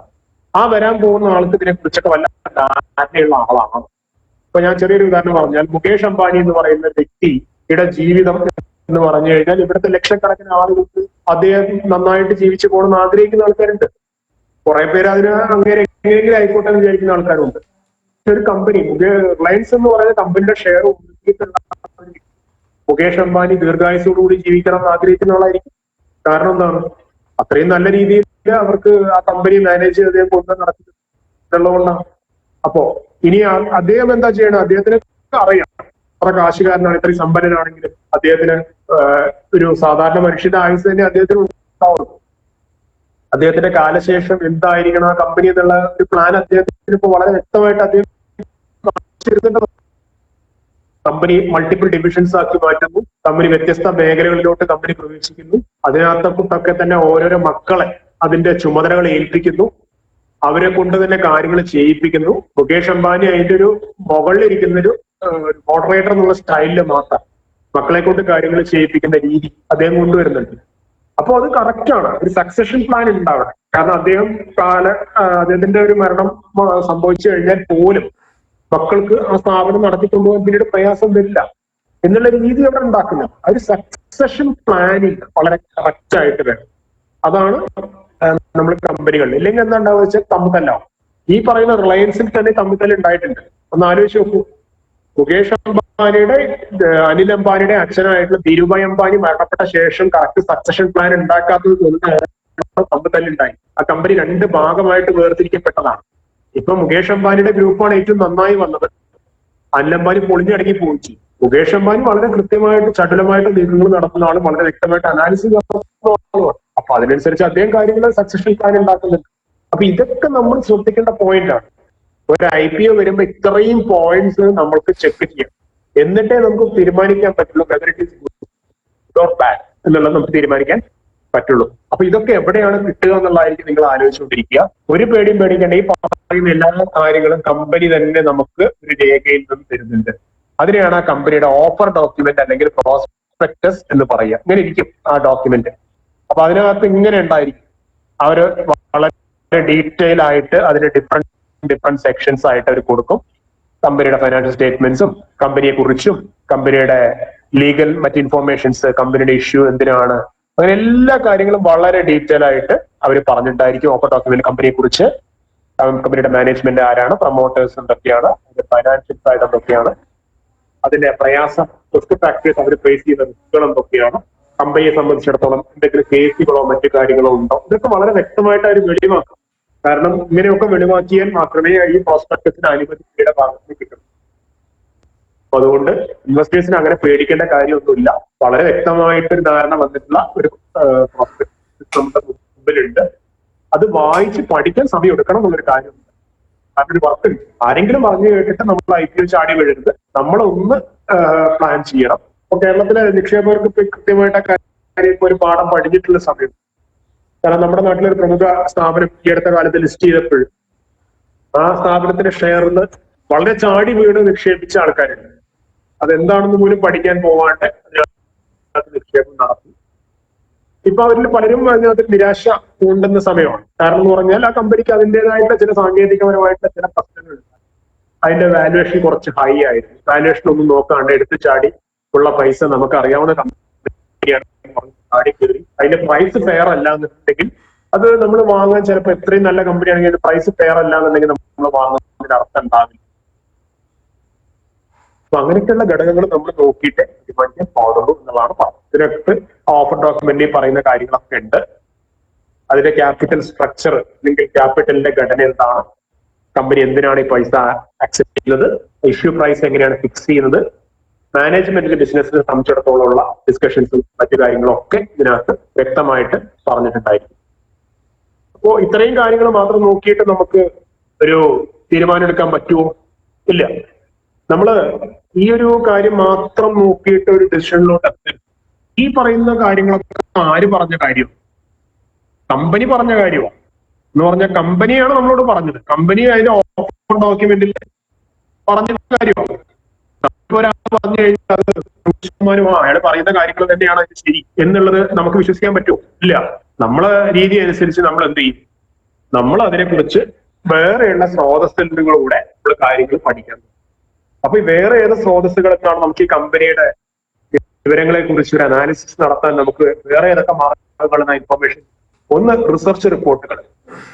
എല്ലാ പ്രമുഖ സ്റ്റോക്ക് ബ്രോക്കിംഗ് ഇൻവെസ്റ്റ്മെന്റ് അഡ്വൈസറി സ്ഥാപനങ്ങളും ഒരു IPO വരുമ്പോൾ അവരുടെ റിസർച്ച് വിങ് തയ്യാറാക്കുന്ന റിസർച്ച് റിപ്പോർട്ടുകൾ നമുക്ക് അവൈലബിൾ ആവും. എന്ന് പറഞ്ഞു കഴിഞ്ഞാൽ നിങ്ങളുടെ റീച്ച് പോലെ നിങ്ങൾക്ക് അവൈലബിൾ ആവും. ചിലത് പെയ്ഡ് ആയിരിക്കും റിസർച്ച് റിപ്പോർട്ട്, ചിലത് ഫ്രീ ആയിരിക്കും. അറ്റ്ലീസ്റ്റ് ഫ്രീ ആയിട്ട് കിട്ടുന്ന റിസർച്ച് റിപ്പോർട്ടുകൾ എല്ലാ ബ്രോക്കിംഗ് സൈറ്റുകളിൽ നിന്നും എല്ലാ അഡ്വൈസേഴ്സും അവർ പ്രൊവൈഡ് ചെയ്യുന്ന അല്ലെങ്കിൽ മീഡിയാസിലൂടെ ഒക്കെ അവരുടെ റിസർച്ച് റിപ്പോർട്ടുകൾ അവർ പബ്ലിഷ് ചെയ്യാറ്. ആ റിസർച്ച് റിപ്പോർട്ടുകൾ ഒന്ന് വായിച്ചു നോക്കുക. അപ്പൊ ഓരോ ബ്രോക്കേഴ്സിനും അവർക്ക് തോന്നിയിട്ടുള്ള കാര്യം അവരുടെ റിസർച്ച് വിങ് അതിനെ കുറിച്ച് പറയുന്ന IPO സബ്സ്ക്രൈബ് ചെയ്യണമെന്നാണ്, അതിന് അവര് പോസിറ്റീവ് റേറ്റിംഗ് ആണോ കൊടുക്കുന്നത്, നെഗറ്റീവ് റേറ്റിംഗ് ആണോ കൊടുക്കുന്നത്. അപ്പൊ അതൊക്കെ വായിക്കുമ്പോൾ നമുക്ക് കുറച്ചുകൂടെ കാര്യങ്ങൾ ഐഡിയ വരും. ഒരു റിപ്പോർട്ട് മാത്രം വായിച്ചിട്ട് കാര്യമില്ല, കിട്ടാവുന്നിടത്തോളം എല്ലാ റിപ്പോർട്ടുകളും ഡൗൺലോഡ് ചെയ്തെടുത്ത് വായിക്കണം. പിന്നെ കമ്പനി തന്നെ ഫയൽ ചെയ്തിട്ടുള്ള രേഖകൾ നോക്കുക. കമ്പനിയുടെ മിനിറ്റ്സ്, മീറ്റിങ്ങുകളുടെ മിനിറ്റ്സ്, അതൊക്കെ പലതും വെബ്സൈറ്റിൽ അവൈലബിൾ ആണ്. അത്തരം കാര്യങ്ങൾ എടുത്ത് നോക്കുക. ഇൻഡസ്ട്രി സംബന്ധമായിട്ടുള്ള റിപ്പോർട്ട്, നമ്മൾ ഈ പഠിക്കാൻ പോകുന്ന ഇൻഡസ്ട്രി വാങ്ങാൻ പോകുന്ന കമ്പനി ഈ പ്രവർത്തിക്കുന്ന ഒരു ഇൻഡസ്ട്രി ഉണ്ടാവുമല്ലോ, ആ ഇൻഡസ്ട്രിയെ സംബന്ധിച്ചിടത്തോളമുള്ള റിപ്പോർട്ടുകൾ ഇൻഡസ്ട്രിയൽ ബോഡിയിൽ സബ്മിറ്റ് ചെയ്യും. പല ഇൻഡസ്ട്രിയൽ ബോഡികൾ ആ വ്യവസായ സ്ഥാപനത്തിന്റെ സംഘടനകളുടെ കൂട്ടായ്മയുടെ ഭാഗമായിട്ട് പല റിപ്പോർട്ടുകളും ഉണ്ടാവും. അപ്പൊ അതൊന്ന് ശ്രദ്ധിക്കുക. എന്തെങ്കിലും തരത്തിലുള്ള കൊളാബറേഷൻ എഗ്രിമെന്റ്സ്, ചിലപ്പോൾ ഒരു കമ്പനി മറ്റൊരു കമ്പനിയുമായിട്ട് ജോയിൻ ചെയ്തിട്ട് എന്തെങ്കിലും ഭക്ഷണമോ മറ്റു കാര്യങ്ങളോ ചെയ്യാനുള്ള പ്ലാൻ ഉണ്ടായിരിക്കും. അത്തരത്തിലുള്ള എഗ്രിമെന്റ് വല്ലതും ഉണ്ടായിരുന്നോ? പിന്നെ ക്രെഡിറ്റ് റേറ്റിംഗ് സ്ഥാപനങ്ങൾക്ക് അതിനെക്കുറിച്ച്, ഈ കമ്പനിയെ കുറിച്ചുള്ള ഒപ്പീനിയൻ, ഇങ്ങനെയൊക്കെയുള്ള കാര്യങ്ങൾ കൂടെ നോക്കിക്കഴിഞ്ഞാൽ നമുക്ക് ഏതാണ്ട് ഒരു ധാരണ കിട്ടും ഈ IPO നല്ലതാണോ ചീത്തയാണോ എന്ന്. അങ്ങനെയൊക്കെ കഴിഞ്ഞു കഴിഞ്ഞാൽ നമ്മൾ എന്ത് ചെയ്യാണ്? ഒരു തീരുമാനത്തിലെത്തും IPOക്ക് നമ്മൾ ഇൻവെസ്റ്റ് ചെയ്യാൻ പോകണ്ടോ. ഇനി നമുക്ക് മുന്നോട്ട് പോകാം. എന്റെ അഭിപ്രായത്തിൽ ഇത് നല്ലതാണെന്ന് എനിക്ക് തോന്നുന്നു. എന്നാൽ പിന്നെ ധൈര്യമായിട്ട് നമ്മുടെ കയ്യിൽ ഫണ്ട് ഉണ്ടെങ്കിൽ നമ്മൾ എന്ത് ചെയ്യാം? ധൈര്യമായിട്ട് അതിന്റെ അടുത്ത നടപടിയിലേക്ക് കടക്കുക. നമ്മൾ IPOക്ക് അപേക്ഷിക്കാനായിട്ട് പോവുകയാണ്. അപ്പൊ IPOക്ക് അപേക്ഷിക്കാനായിട്ട് രണ്ട് മാർഗങ്ങളിലാണ് കമ്പനിയുടെ IPO പൊതുവെ വരാറുള്ളത്. ഒന്ന്, ഫിക്സഡ് പ്രൈസ് ഇഷ്യൂ ഉണ്ടാവാറുണ്ട്, ബുക്ക് ബിൽഡിംഗ് ഇഷ്യൂ ഉണ്ട്. ഫിക്സഡ് പ്രൈസ് ഇഷ്യൂ എന്ന് പറഞ്ഞാൽ ആദ്യം തന്നെ പറയും കമ്പനിയുടെ ഒരു ഷെയറിന് എത്ര വില തരണമെന്ന് കമ്പനി ആദ്യമേ എന്ന് പറയും. അതിനകത്ത് വിലപേശലൊന്നുമില്ല. നമുക്ക് താല്പര്യം ഉണ്ടെങ്കിൽ ആ വിലയ്ക്ക് വാങ്ങാം, ഇല്ലെങ്കിൽ നമ്മൾ അപേക്ഷിക്കേണ്ടെന്ന് വെച്ചാൽ അത്രയേ ഉള്ളൂ. അതാണ് ഫിക്സഡ് പ്രൈസ് ഇഷ്യൂ. പക്ഷെ ഫിക്സഡ് പ്രൈസ് ഇഷ്യൂ വളരെ റയർ ആണ്. ക്യാപിറ്റൽ മാർക്കറ്റിൽ അല്ലെങ്കിൽ സ്റ്റോക്ക് മാർക്കറ്റിൽ അങ്ങനെയുള്ള IPOs വരുന്നത് വളരെ റയർ ആണ്. എന്നാൽ ബുക്ക് ബിൽഡിംഗ് ഇഷ്യൂ എന്ന് പറഞ്ഞ രീതിയാണ് പൊതുവേ ഉള്ളത്. ബുക്ക് ബിൽഡിംഗ് ഇഷ്യൂ എന്താണെന്ന് വളരെ ഡീറ്റെയിൽ ആയിട്ട് പറഞ്ഞു. അപ്പൊ ആദ്യം ഇതിന്റെ പ്രൈസ് ഡിസ്കവറി എങ്ങനെയാണ് ബുക്ക് ബിൽഡിംഗ് ഇഷ്യൂവിൽ അകത്ത് വരുന്നത്? ഒരു പ്രൈസ് ബാൻഡ് ഉണ്ടാവും. ഒരു പ്രൈസ് ബാൻഡ്. അപ്പൊ പ്രൈസ് ബാൻഡ് ഉദാഹരണമായിട്ട് ഒരു 20% റേഞ്ചിലാണ് ഈ പ്രൈസ് ബാൻഡ് ഉണ്ടാവുക. ഒരു കമ്പനി IPO തീരുമാനിച്ചത് 100-നും 120-നും ഇടയ്ക്ക് ആളുകൾക്ക് അപേക്ഷിക്കാൻ അവസരം കൊടുത്തു. അത് 100 രൂപയും 120 രൂപയുമാണ് അതിന്റെ പ്രൈസ് ബാൻഡിൽ വയ്ക്കുക. അപ്പൊ അതിനകത്ത് 100 രൂപ അതിന്റെ ലോവർ പ്രൈസ് ബാൻഡ് ആണ്, 120 രൂപ അതിന്റെ അപ്പർ പ്രൈസ് ബാൻഡ് ആണ്. അപ്പോ എക്സാക്ട്ലി IPO ഏത് പ്രൈസിനാണ് ആൾക്ക് ഷെയർ കൊടുക്കണമെന്നുള്ളത് നമുക്ക് പറയാൻ പറ്റില്ല. അതിന്റെ അപേക്ഷാ ഫോറത്തിൽ പറയുന്നുണ്ടാവും അങ്ങനെയായിരിക്കും. നിങ്ങൾക്ക് ഷെയറിന് അപേക്ഷിക്കാം, മിനിമം ഇത്ര എണ്ണം വെച്ച് നിങ്ങൾക്ക് അപേക്ഷിക്കാൻ പറ്റുള്ളൂ. ആ മിനിമം ഷെയറുകൾക്ക് നിങ്ങൾ 100 രൂപയ്ക്കും 120 രൂപയ്ക്കും ഇടയിലുള്ള ഒരു സംഖ്യ നിങ്ങൾ കോട്ട് ചെയ്യണം എന്നാണ് പറയുക നമ്മുടെ. അപ്പൊ 100നും 120 ഇടയ്ക്ക് 100 ഉണ്ട്, 101 ഉണ്ട്, 102 ഉണ്ട്, 110 ഉണ്ട്, 115 ഉണ്ട്, 120 ഉണ്ട്. അതിൽ ഏത് വേണമെങ്കിലും നമുക്ക് എന്ത് ചെയ്യാം, കോട്ട് ചെയ്യാം. എന്നിട്ട് കൂടുതൽ അപേക്ഷകളും അതിന്റെ സാങ്കേതിക സാഹചര്യങ്ങളൊക്കെ നോക്കിയിട്ടാണ് കമ്പനി അതിന്റെ പ്രൈസ് ഫിക്സേഷൻ നടത്തുന്നത്. അതാണ് ബിൽഡ് ഇഷ്യൂ. അപ്പൊ പഴയ രീതി നോക്കും, ഫിക്സഡ് പ്രൈസ് ഇഷ്യൂന് അങ്ങനെയല്ല. കമ്പനി പ്രൈസ് അങ്ങ് പറയും, ആ പ്രൈസിൽ നമുക്ക് വേണമെങ്കിൽ വാങ്ങാം, വേണ്ടെങ്കിൽ വാങ്ങണം. അതാണ് അതിന്റെ കാര്യം. ബുക്ക് ബിൽഡിൽ അങ്ങനെയല്ല വരുന്നത്. എന്താണ്, ഒരു റേഞ്ച് പറയുന്നുണ്ട്. ആ റേഞ്ചിനകത്തോട്ട് നമുക്ക് താല്പര്യമുള്ള റേഞ്ചിൽ നമുക്ക് ആ പ്രൈസ് അവിടെ സെറ്റ് ചെയ്യാം. നമുക്ക് കിട്ടാൻ അർഹത ഉണ്ടെങ്കിൽ കിട്ടും, കിട്ടില്ലെങ്കിൽ കിട്ടില്ല. അത്രയാണ് അതിനകത്ത് സംഭവിക്കാനുണ്ട്. അപ്പൊ ഞാൻ അതിന്റെ ഒരു ചെറിയ ഉദാഹരണം കാണിച്ചു തരാം. ഈ ബുക്ക് ബിൽഡിൽ എങ്ങനെയാണ് കാര്യങ്ങൾ വർക്ക്ഔട്ട് ആവുക. ഒരു കമ്പനി ഒരു IPO price fixation price band fix ചെയ്ത് 20 രൂപ തൊട്ടിട്ട് 24 രൂപ വരെയാണ് കൊടുക്കാനുള്ള 3000 ഷെയർ. IPO 3000 ഷെയറെ കൊടുക്കാനുള്ളൂ. കമ്പനി 5 ബിഡുകൾ സ്വീകരിച്ചു. 5 ബിഡുകൾ എന്ന് പറഞ്ഞാൽ 5 വ്യത്യസ്ത പ്രൈസിനുള്ള ബിഡുകൾ കമ്പനിക്ക് കിട്ടി. അതിൽ ഒന്നാമത്തെ ബിഡ് 500 ക്വാണ്ടിറ്റിയുടെ ഒരു ബിഡായിരുന്നു. 24 രൂപയ്ക്ക് ഷെയർ വാങ്ങാന്ന് പറഞ്ഞ് 500 ക്വാണ്ടിറ്റിയുള്ള ബിഡ് വന്നു. അപ്പോ കമ്പനിക്ക് കൊടുക്കാൻ മൊത്തം 3000 ഷെയർ ഉണ്ട്. ഈ 500 ക്വാണ്ടിറ്റിയുടെ ബിഡ് കൊണ്ട് കമ്പനിയുടെ കാര്യം നടക്കില്ല. 24 രൂപയ്ക്ക് വാങ്ങാന്ന് പറഞ്ഞിട്ട് കാര്യമില്ല. 1000 ക്വാണ്ടിറ്റി 23 രൂപയ്ക്ക് വാങ്ങാന്ന് പറഞ്ഞാൽ ബിഡുകളുണ്ട്. അപ്പോഴും നോക്കൂ, 1500 24 ആൾക്കാരെ കൂട്ടിയാൽ പോലും 500 ആവുള്ളൂ. അപ്പോഴും ഈ 3000 ഷെയർ കൊടുക്കാനുള്ള കാര്യം നടക്കുന്നില്ല. അടുത്ത നോക്കുന്ന സമയത്ത് 1500 ക്വാണ്ടിറ്റികളുടെ ബിഡുണ്ട്. അത് 22 രൂപയ്ക്കാണ് വന്നിട്ടുള്ളത്. അപ്പൊ കമ്പനി കൂട്ടി നോക്കി 1500 പ്ലസ് 1000 പ്ലസ് 500 മൊത്തം 3000 ബിഡുകളായി. അപ്പൊ ഏത് പ്രൈസിനാണ്, ഏറ്റവും മിനിമം പ്രൈസിനാണ് ആ ബിഡുകൾ വന്നത്? 22 രൂപയ്ക്കാണ്.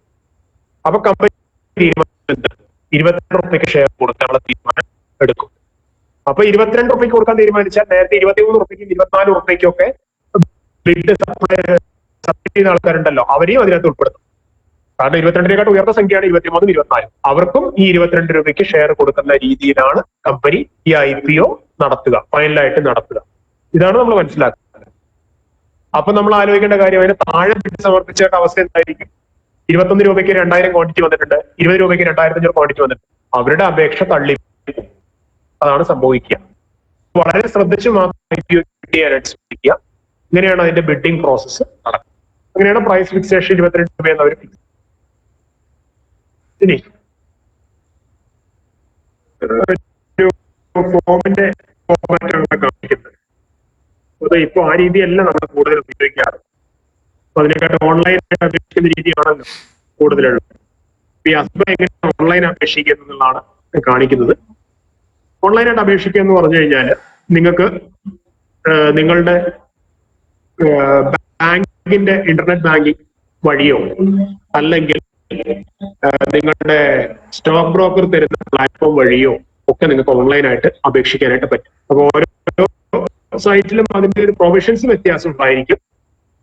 ആ പ്രൊവിഷൻസിന് വ്യത്യാസം ഉണ്ടെങ്കിൽ ഇങ്ങനെയൊക്കെ ഒരു സൈറ്റിലോട്ടാണ് നമ്മൾ എത്തുക. അതിനകത്ത് നമ്മുടെ കാറ്റഗറി ഏതാണ്, നമ്മുടെ പാൻ നമ്പർ, ഡീറ്റെയിൽസ് ഒക്കെ കൊടുത്ത് 3 ബിഡുകൾ വരെ നമുക്ക് സമർപ്പിക്കാനുള്ള സാഹചര്യം അതിനകത്ത് ഉണ്ടായിരിക്കും. അത് എത്ര പ്രൈസിനാണോ, എത്ര ക്വാണ്ടിറ്റി ആണ് ഒക്കെ നമുക്ക് സമർപ്പിക്കാനുള്ള ഡീറ്റെയിൽസ് ഒക്കെ കൊടുക്കാനുള്ള ഫെസിലിറ്റി അതിനകത്ത് ഉണ്ടായിരിക്കും. അപ്പൊ അതിനകത്ത് പ്രൈസ് നിങ്ങൾക്ക് തീരുമാനം എടുക്കാൻ പറ്റിയിട്ടില്ല എന്ന് വെക്കും. നേരത്തെ പറഞ്ഞ 28-24 ഏത് പ്രൈസിനാണ് ഷെയർ ഫൈനലായിട്ട് കമ്പനി കൊടുക്കുക എന്നുള്ളത് നമുക്ക് അറിയില്ലല്ലോ. 28-24 ഏത് പ്രൈസിന് വേണമെങ്കിലും ആകാം. അങ്ങനെയാണെങ്കിൽ എന്ത് ചെയ്യണമെന്ന് വെച്ച് കഴിഞ്ഞാൽ നമ്മൾ കട്ട് ഓഫ് പ്രൈസ് എന്ന് പറഞ്ഞ ഒരു സംഗതി ഇതിനകത്തുണ്ട്. ഈ കട്ട് ഓഫ് പ്രൈസ് ടിക്ക് ചെയ്താൽ മതി. ഈ കട്ട് ഓഫ് പ്രൈസ് ടിക്ക് ചെയ്ത് കഴിഞ്ഞാൽ നമുക്ക് കമ്പനിയായിട്ട് ഡിസൈഡ് ചെയ്ത് ഏത് പ്രൈസിനാണോ ആ പ്രൈസിന് നമ്മൾ ഓക്കെ ആണെന്നാണ് അതിന്റെ അർത്ഥം. അപ്പൊ ബിഡ് ചെയ്ത പ്രൈസ് ടിക്ക് ചെയ്ത് കഴിഞ്ഞാൽ എന്താണ് അതിന്റെ പ്രത്യേകത? കമ്പനി ഫൈനലായിട്ട് ഈ അപേക്ഷകളുടെ എല്ലാം പരിഗണിച്ച് തീരുമാനമെടുത്ത് ഏത് പ്രൈസിന് കൊടുക്കണം എന്ന് തീരുമാനിച്ചു കഴിഞ്ഞാൽ ആ പ്രൈസിന് നമ്മൾ വാങ്ങാൻ സന്നദ്ധനാണ് എന്ന് നമ്മൾ പറയുന്നതാണ്. അപ്പൊ നമ്മളവിടെ പ്രൈസ് പിന്നെ കാണിക്കണ്ട, 20, 21, 22, 23, 24 നമ്മൾ കാണിക്കണം. കമ്പനി തീരുമാനിക്കുന്ന വിലയ്ക്ക് നമ്മൾ വാങ്ങാൻ തന്നെ തയ്യാറാണ് എന്നുള്ളതാണ് കട്ട് ഓഫ് പ്രൈസിന്റെ കാര്യം. അപ്പൊ മിനിമം ഇത്ര നമ്പറേ പറ്റുള്ളൂ. നമ്മളുടെ ഡീറ്റെയിൽസ് കൊടുത്തിട്ട് നമുക്ക് അപ്ലൈ ചെയ്തിടാം. അപ്ലൈ ചെയ്യുന്ന സമയത്ത്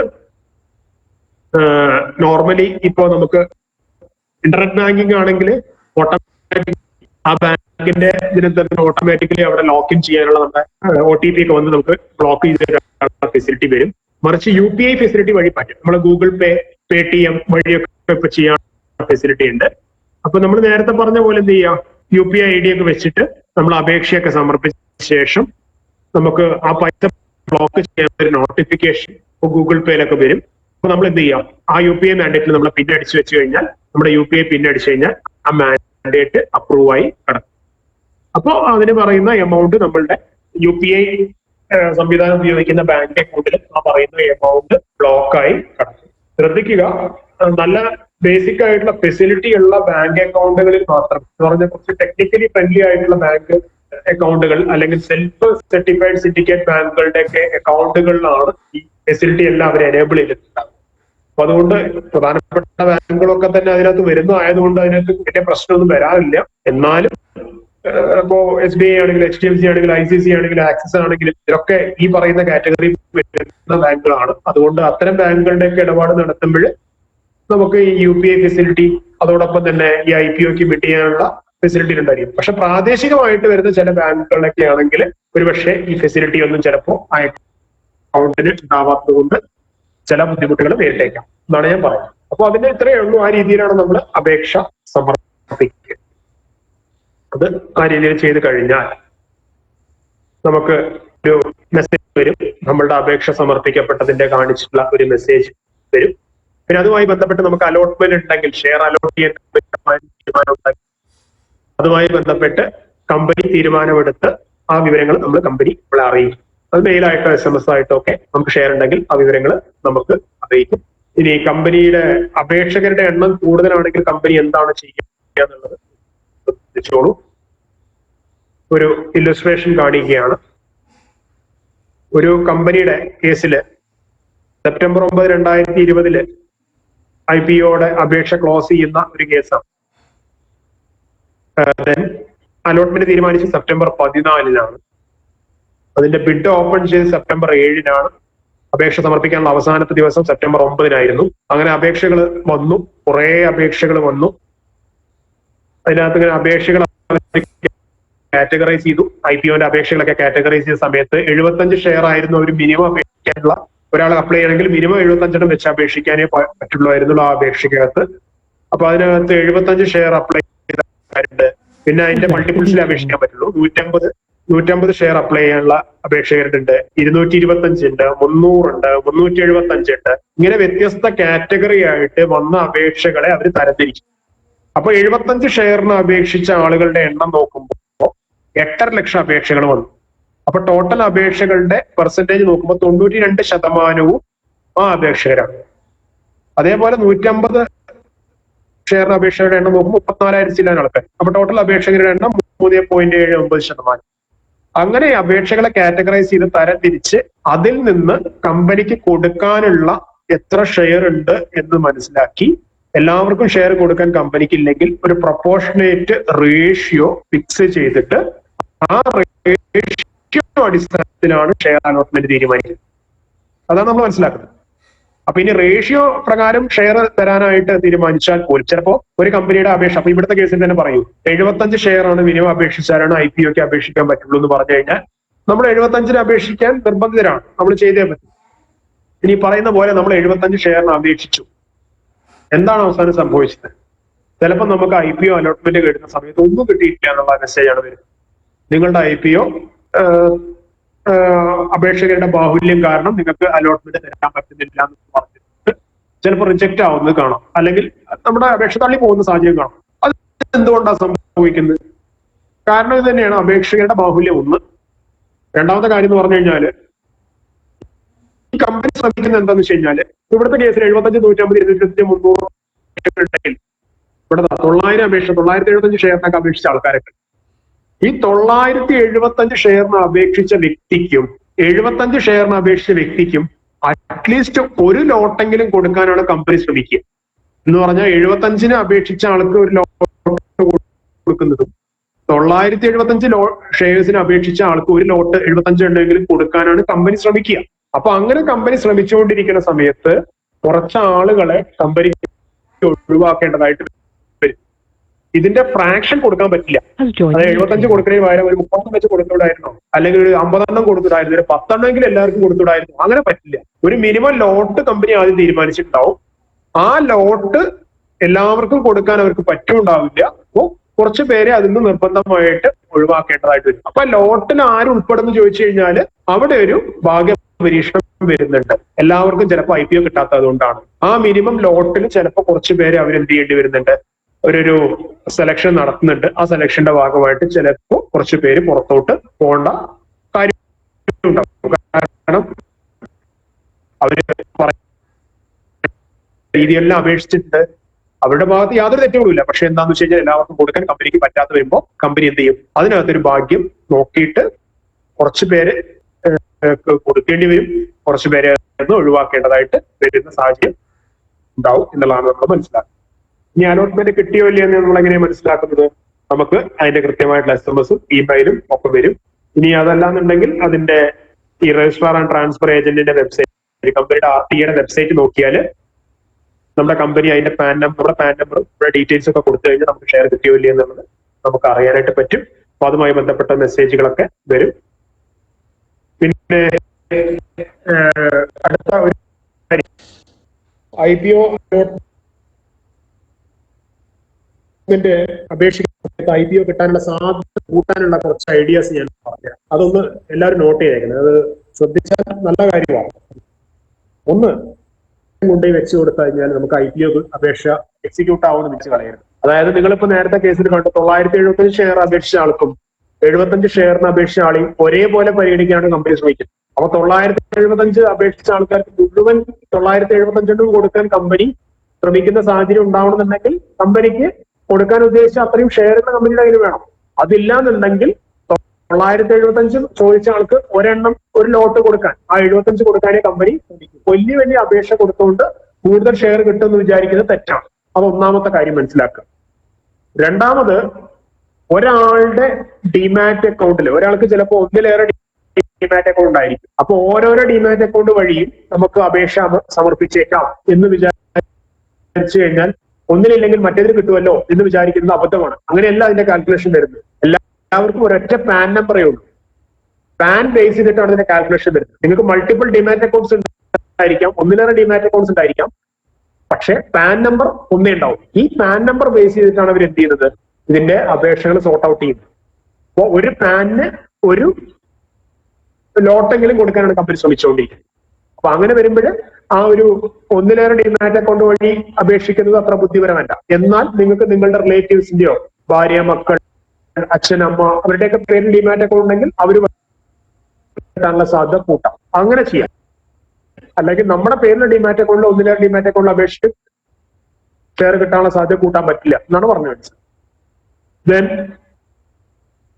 കട്ട് ഓഫ് പ്രൈസ് ടിക്ക് ചെയ്യാനായിട്ട് ശ്രദ്ധിക്കുക. പ്രൈസ് നമ്മൾ പറയാൻ പോകണ്ട. നമുക്ക് അത്രയും താല്പര്യമുള്ള അപേക്ഷയാണെങ്കിൽ നമ്മൾ കട്ട് ഓഫ് പ്രൈസ് മാത്രം ടിക്ക് ചെയ്യുക. അങ്ങനെയാണ് കമ്പനി ഫിക്സ് ചെയ്ത പ്രൈസിൽ നമ്മൾ വാങ്ങാൻ ഓക്കെ എന്നുള്ളതാണ് അതിന്റെ. പിന്നെ ലാസ്റ്റ് മൊമെന്റിൽ പോയിട്ട് അപേക്ഷ സമർപ്പിക്കുന്ന സ്വഭാവം നമുക്ക് എല്ലാവർക്കും ഉണ്ട്. 3 ദിവസം ഡേറ്റ് ഉണ്ടാവും. ആദ്യത്തെ 2 ദിവസം നമുക്ക് ട്രെൻഡൊക്കെ നോക്കാൻ വെക്കും. എന്നിട്ട് 3-ാം ദിവസം അപേക്ഷിക്കുന്ന സമയത്ത് എന്തെങ്കിലും ഒരു ടെക്നിക്കൽ എറർ വരും. എന്നിട്ട് നമുക്ക് കറക്റ്റ് ചെയ്യാൻ സമയം ഉണ്ടാവില്ല. അപ്പോഴേക്കും അപേക്ഷിക്കാനുള്ള സമയം കഴിഞ്ഞ് പോകണ അവസ്ഥ ഉണ്ടാവും. അതുകൊണ്ട് ലാസ്റ്റ് മിനിറ്റുള്ള റഷ് ഒഴിവാക്കുക. അപേക്ഷിക്കാൻ തീരുമാനിച്ചാൽ വേഗത്തിന് അപേക്ഷിക്കുക എന്നാണ്. പിന്നെ ടെക്നിക്കൽ ആയിട്ടുള്ള ഇഷ്യൂസ് എപ്പോഴും ഓർക്കുക. അതോടൊപ്പം തന്നെ പാരന്റ് കമ്പനിയുടെ ഷെയർ വാങ്ങിയാൽ ചിലപ്പോൾ അപേക്ഷിക്കുമ്പോൾ നമുക്ക് പരിഗണന കിട്ടുന്ന situation. For example, SBI, state bank of India എന്ന് പറയുന്ന ബാങ്കിന്റെ ഷെയർ ഹോൾഡ് ചെയ്യുന്ന ആൾക്കാർക്ക് സ്റ്റേറ്റ് ബാങ്ക് ഓഫ് ഇന്ത്യയുടെ ഒരു ക്രെഡിറ്റ് കാർഡ് ഡിവിഷന്റെ IPO വന്നിരുന്നു. SBI കാർഡ്സിന്റെ IPO വന്നിരുന്നു. അപ്പൊ ആ സമയത്ത് SBI കാർഡ്സിന്റെ ഷെയർ വാങ്ങുമ്പോൾ അവർക്കൊരു പ്രയോറിറ്റി ഉണ്ട്. കാരണം എന്ന് പറഞ്ഞാൽ പാരന്റ് കമ്പനിയുടെ ഷെയർ ഹോൾഡ് ചെയ്യുന്ന ആൾക്കാരെ വേറൊരു കാറ്റഗറി ആയിട്ടാണ് ട്രീറ്റ് ചെയ്യുന്നത്. റീറ്റെയിൽ ഇൻവെസ്റ്റർ, ഇൻസ്റ്റിറ്റ്യൂഷണൽ ഇൻവെസ്റ്റർ, അതേപോലെ പാരന്റ് കമ്പനിയുടെ ഷെയർ ഹോൾഡേഴ്സ്, ഇതിനൊക്കെ സെപ്പറേറ്റ് കാറ്റഗറി ഉണ്ട്. അപ്പൊ നമ്മൾ റീറ്റെയിൽ ഇൻവെസ്റ്ററും ആണ്, ഒപ്പം പാരന്റ് കമ്പനിയുടെ ഷെയർ ഹോൾഡ് ചെയ്യുന്ന ആൾക്കാരും ആണെങ്കിൽ നമ്മൾ പാരന്റ് കമ്പനിയുടെ ഷെയർ ഹോൾഡേഴ്സ് എന്ന രീതിയിൽ ചിലപ്പോൾ കിട്ടാനുള്ള സാധ്യത കൂടുതലായി. റീറ്റെയിൽ ഇൻവെസ്റ്റേഴ്സിൽ ഒരുപാട് പേരുണ്ടായിരിക്കും, പക്ഷെ പാരന്റ് കമ്പനിയുടെ ഷെയർ ഹോൾഡ് ചെയ്യുന്ന ആൾക്കാർ കുറച്ച് പേരുണ്ടാവും. അപ്പൊ അങ്ങനെ വരുമ്പോൾ അതിൽ നമുക്ക് ചില സാധ്യതകളുണ്ട്. അപ്പൊ അങ്ങനെയുള്ള വ്യത്യസ്തമായിട്ടുള്ള സാധ്യതകൾ ഉപയോഗപ്പെടുത്തി വേണം എപ്പോഴും IPOന് അപേക്ഷിക്കാനായിട്ട് എന്നുള്ളതാണ് ശ്രദ്ധിക്കേണ്ടത്. ഇനി വേറെ കുറച്ച് ഒരു അഡ്വൈസ് കൂടെ ഇൻവെസ്റ്റേഴ്സിന് തരാനുള്ളതായിട്ടുണ്ട്. ഒരിക്കലും IPO ഒക്കെ പോണ സമയത്ത് ഈ ഗ്രേ മാർക്കറ്റ് പ്രീമിയം അങ്ങനത്തെ കാര്യങ്ങളൊന്നും വല്ലാണ്ട് ഓവറായിട്ട് വറി ചെയ്യരുത്. ഗ്രേ മാർക്കറ്റ് എന്നൊക്കെ പറഞ്ഞു കഴിഞ്ഞാൽ ഈ മാർക്കറ്റിന് പുറത്തുള്ളൊരു സംവിധാനമാണ്. നമ്മുടെ ഒഫീഷ്യൽ സ്റ്റോക്ക് മാർക്കറ്റ് നന്നായിട്ട് റെഗുലേറ്റ് ചെയ്യുന്നതാണ്. കൃത്യമായിട്ട് ചട്ടങ്ങളും നയങ്ങളും അതിനകത്തുണ്ട്. ആ റൂൾസ് തെറ്റിച്ച് ആർക്കും മുന്നോട്ട് പോകാൻ പറ്റില്ല. ഗ്രേ മാർക്കറ്റ് എന്ന് പറഞ്ഞു കഴിഞ്ഞാൽ മാർക്കറ്റിന് പുറത്ത് ഉള്ള കിംവദന്തികളാണ്. പല ബ്രോക്കേഴ്സും വലിയ വലിയ പ്ലെയേഴ്സും തമ്മിൽ ഉണ്ടാക്കുന്ന ചില ഡീലിങ്സ് ആണ്. ഒരു കമ്പനിയുടെ ഷെയർ പ്രൈസ് ഭാവിയിൽ വളർന്നേക്കാം, അതുകൊണ്ട് അതിന്റെ IPOന്റെ പ്രൈസ് ഇത്രയൊക്കെ ആയേക്കാം, IPO ലിസ്റ്റ് ചെയ്യുന്ന ഈ പ്രൈസിനായിരിക്കും, വളരെ ഉയരാൻ സാധ്യതയുണ്ട് എന്നൊക്കെ പറഞ്ഞ് അതിന്റെ ഒരു പ്രീമിയം പുറത്ത്, മാർക്കറ്റിന് പുറത്ത് അതിന്റെ ഒരു പ്രീമിയം വളർത്തുന്ന രീതിയുണ്ട്. അങ്ങനെയുള്ള ഒരു മാർക്കറ്റാണ് ഗ്രേ മാർക്കറ്റ്. ഇതൊരു ഒഫീഷ്യൽ സംവിധാനമല്ല, അത് ഒരു അൺഒഫീഷ്യൽ സംവിധാനമാണ്. നമ്മൾ അവിടുത്തെ ബഹളമൊന്നും വല്ലാണ്ട് ശ്രദ്ധിക്കാതിരിക്കുന്നതാണ് എപ്പോഴും നല്ലത്. ഇത് ഓപ്പറേറ്റേഴ്സ് പ്ലേ ചെയ്യുന്ന സ്ഥലമാണ്. ഇത് നിരോധിക്കപ്പെട്ടിട്ടുള്ളതല്ല, പക്ഷെ അതൊരു മാർക്കറ്റിന്റെ സ്ട്രെങ്ത്തിന് വേണ്ടിയിട്ട് ഇങ്ങനെയൊക്കെയുള്ള ഒരു എല്ലാം വേണമല്ലോ. മാർക്കറ്റിന്റെ എപ്പോഴും ഇൻഫോർമേഷൻ ബേസ്ഡ് ആണല്ലോ ഈ കാര്യം. അതുകൊണ്ട് നിരോധിച്ചിട്ടില്ല, പക്ഷെ ലീഗലൈസ്ഡ് അല്ല എന്നുള്ളതും കൂടെ ഓർക്കുക. ഗ്രേ മാർക്കറ്റിന് അങ്ങനെ വല്ലാണ്ട് നമ്മൾ ശ്രദ്ധിക്കേണ്ട കാര്യമില്ല എന്നാണ് വ്യക്തിപരമായിട്ടുള്ള എന്റെ അഭിപ്രായം. പക്ഷേ നമുക്കൊരു ഓവറോൾ ഐഡിയ കിട്ടാൻ നല്ലതാണ്, ഇത് മാത്രം ശ്രദ്ധിക്കുക. പിന്നെ IPOസിനെ ഇൻവെസ്റ്റ് ചെയ്യുന്നത് ലിസ്റ്റിംഗ് ഡേയിൽ കൊണ്ടുപോയി സെല്ല് ചെയ്ത് പെട്ടെന്ന് കാശെടുക്കാനാവരുത്. നല്ല IPO ആണെങ്കിൽ ഇൻവെസ്റ്റ് ചെയ്ത് ലോങ് ടൈമിൽ സൂക്ഷിച്ചാൽ നല്ലതാണ്. ഈ അടുത്ത കാലത്ത് IPO വന്നതിൽ വളരെ കുറച്ച് കമ്പനികളെ കമ്പനിയെല്ലാം ലിസ്റ്റിംഗ് കഴിഞ്ഞ് വളരെ പെട്ടെന്ന് താഴോട്ട് പോകുന്ന അവസ്ഥയാണ് ഉണ്ടായിട്ടുള്ളത്. അതുകൊണ്ട് ലോങ് ടൈമിൽ പറ്റാവുന്ന നല്ല കമ്പനികളുടെ IPOസിൽ പാർട്ടിസിപ്പേറ്റ് ചെയ്യുന്നതാണ് നല്ലത് ഇപ്പോഴും. പിന്നെ പെട്ടെന്ന് പ്രോഫിറ്റ് ഉണ്ടാക്കാനുള്ള ഉദ്ദേശത്തോടുകൂടി വരരുത്. പിന്നെ IPOസിന് എപ്പോഴും സ്വന്തം ഫണ്ട് ഉപയോഗിച്ച് മാത്രം IPOനെ ഇൻവെസ്റ്റ് ചെയ്യാൻ ശ്രദ്ധിക്കുക. അവിടുന്ന് ഇവിടുന്ന് കടം വാങ്ങി കൊണ്ടുവന്ന് IPOസിന് ഇൻവെസ്റ്റ് ചെയ്യാന്ന് വിചാരിക്കരുത്. പെട്ടെന്ന് മാർക്കറ്റ് ഒന്ന് താഴെ പോയി കഴിഞ്ഞാൽ എത്ര നല്ല കമ്പനിയാണെങ്കിലും IPO ലിസ്റ്റ് ചെയ്ത് വരുമ്പോൾ കുറച്ച് മാർക്കറ്റ് പ്രൈസ് താഴെ പോകാനുള്ള സാധ്യതയുണ്ട്. അപ്പൊ നമുക്ക് ലിസ്റ്റിംഗ് ഡേയിൽ സെല്ല് ചെയ്താൽ ഗെയിൻ എടുത്തിട്ട് നമ്മൾ വാങ്ങിയ ലോൺ സെറ്റിൽ ചെയ്യാന്നൊക്കെ നമ്മൾ വിചാരിച്ചിട്ടുണ്ടാവുക. പക്ഷെ അൺഫോർച്ചുനേറ്റ്ലി എന്താ സംഭവിക്കുക എന്ന് വെച്ച് കഴിഞ്ഞാൽ നമ്മൾ ഉദ്ദേശിച്ച പോലെ കാര്യങ്ങൾ നടന്നിട്ടില്ല എന്നുണ്ടെങ്കിൽ നമുക്ക് പെട്ടെന്ന് പൈസ തിരിച്ചു കൊടുക്കാൻ പറ്റാത്ത അവസ്ഥ വരും.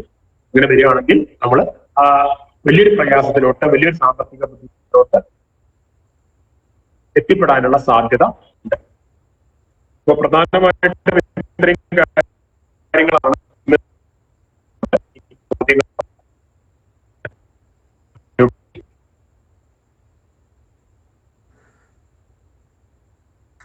ഈ മാനേജ്മെന്റിന്റെ കാര്യം പറഞ്ഞില്ലേ, അവരുടെ ഡീറ്റെയിൽസ്.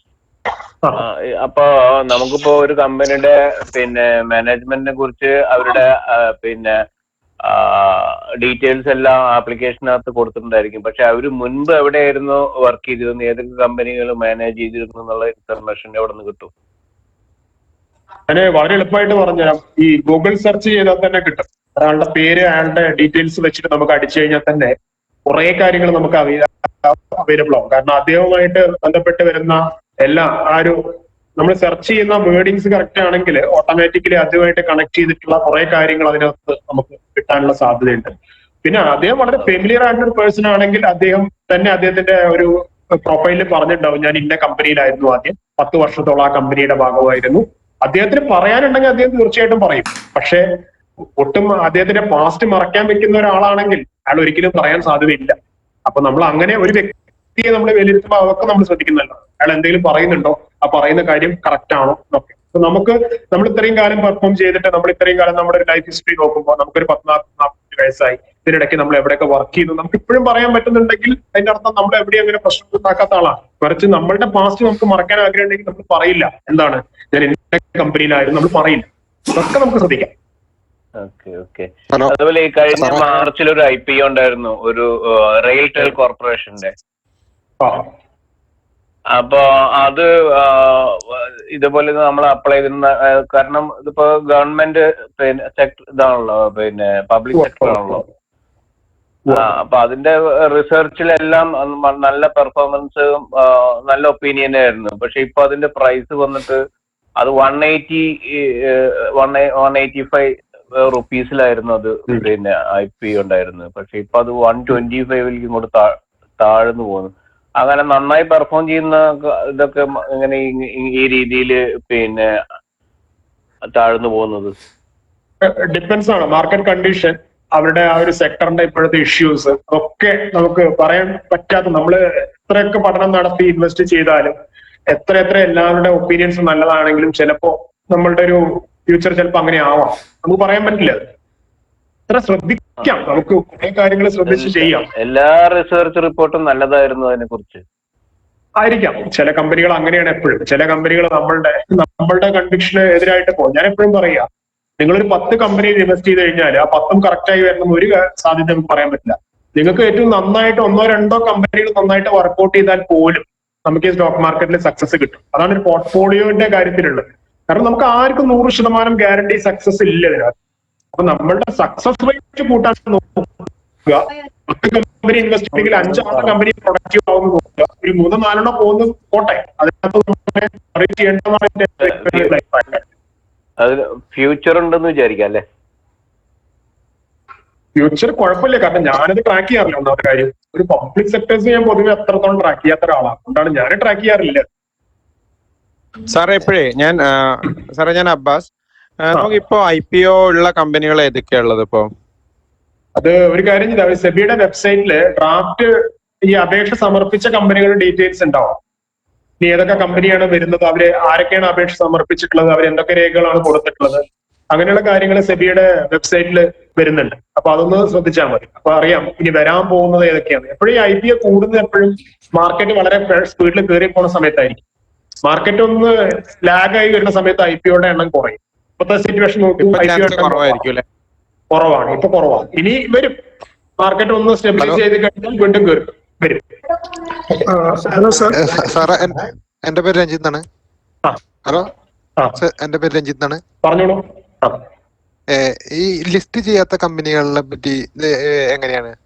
ഉദാഹരണം കൊച്ചി എയർപോർട്ട് അങ്ങനത്തെ ഒക്കെ നമുക്കത് പഠിക്കാൻ നല്ല പ്രയാസമാണ്. കാരണം ലിസ്റ്റ് ചെയ്ത കമ്പനി ആണെങ്കിൽ ഈ പറയുന്ന ഇൻഫോർമേഷൻസ് ഒക്കെ അവര് ഇൻവെസ്റ്റേഴ്സിന് ഇങ്ങനെ പാസ് ചെയ്തുകൊണ്ടിരിക്കണം. എന്ന് പറഞ്ഞു കഴിഞ്ഞാൽ കൃത്യമായിട്ട് സ്റ്റോക്ക് എക്സ്ചേഞ്ച് ലിസ്റ്റ് ആണെങ്കിൽ എക്സ്ചേഞ്ചിൽ ലിസ്റ്റിംഗ് നോംസ് ഉണ്ട്. ആ ലിസ്റ്റിംഗ് നോംസ് അനുസരിച്ച് അവരുടെ കമ്പനിയിൽ നടക്കുന്ന A to Z കാര്യങ്ങൾ അവര് ആരുടെ അറിയിച്ചുകൊണ്ടിരിക്കണം. ഈ പറയുന്ന എക്സ്ചേഞ്ചിനെ അറിയിക്കണം, ഇൻവെസ്റ്റേഴ്സിനെ അറിയിക്കണം. ലിസ്റ്റ് ചെയ്യപ്പെടാത്ത കമ്പനികൾക്കാണ് ഇങ്ങനെ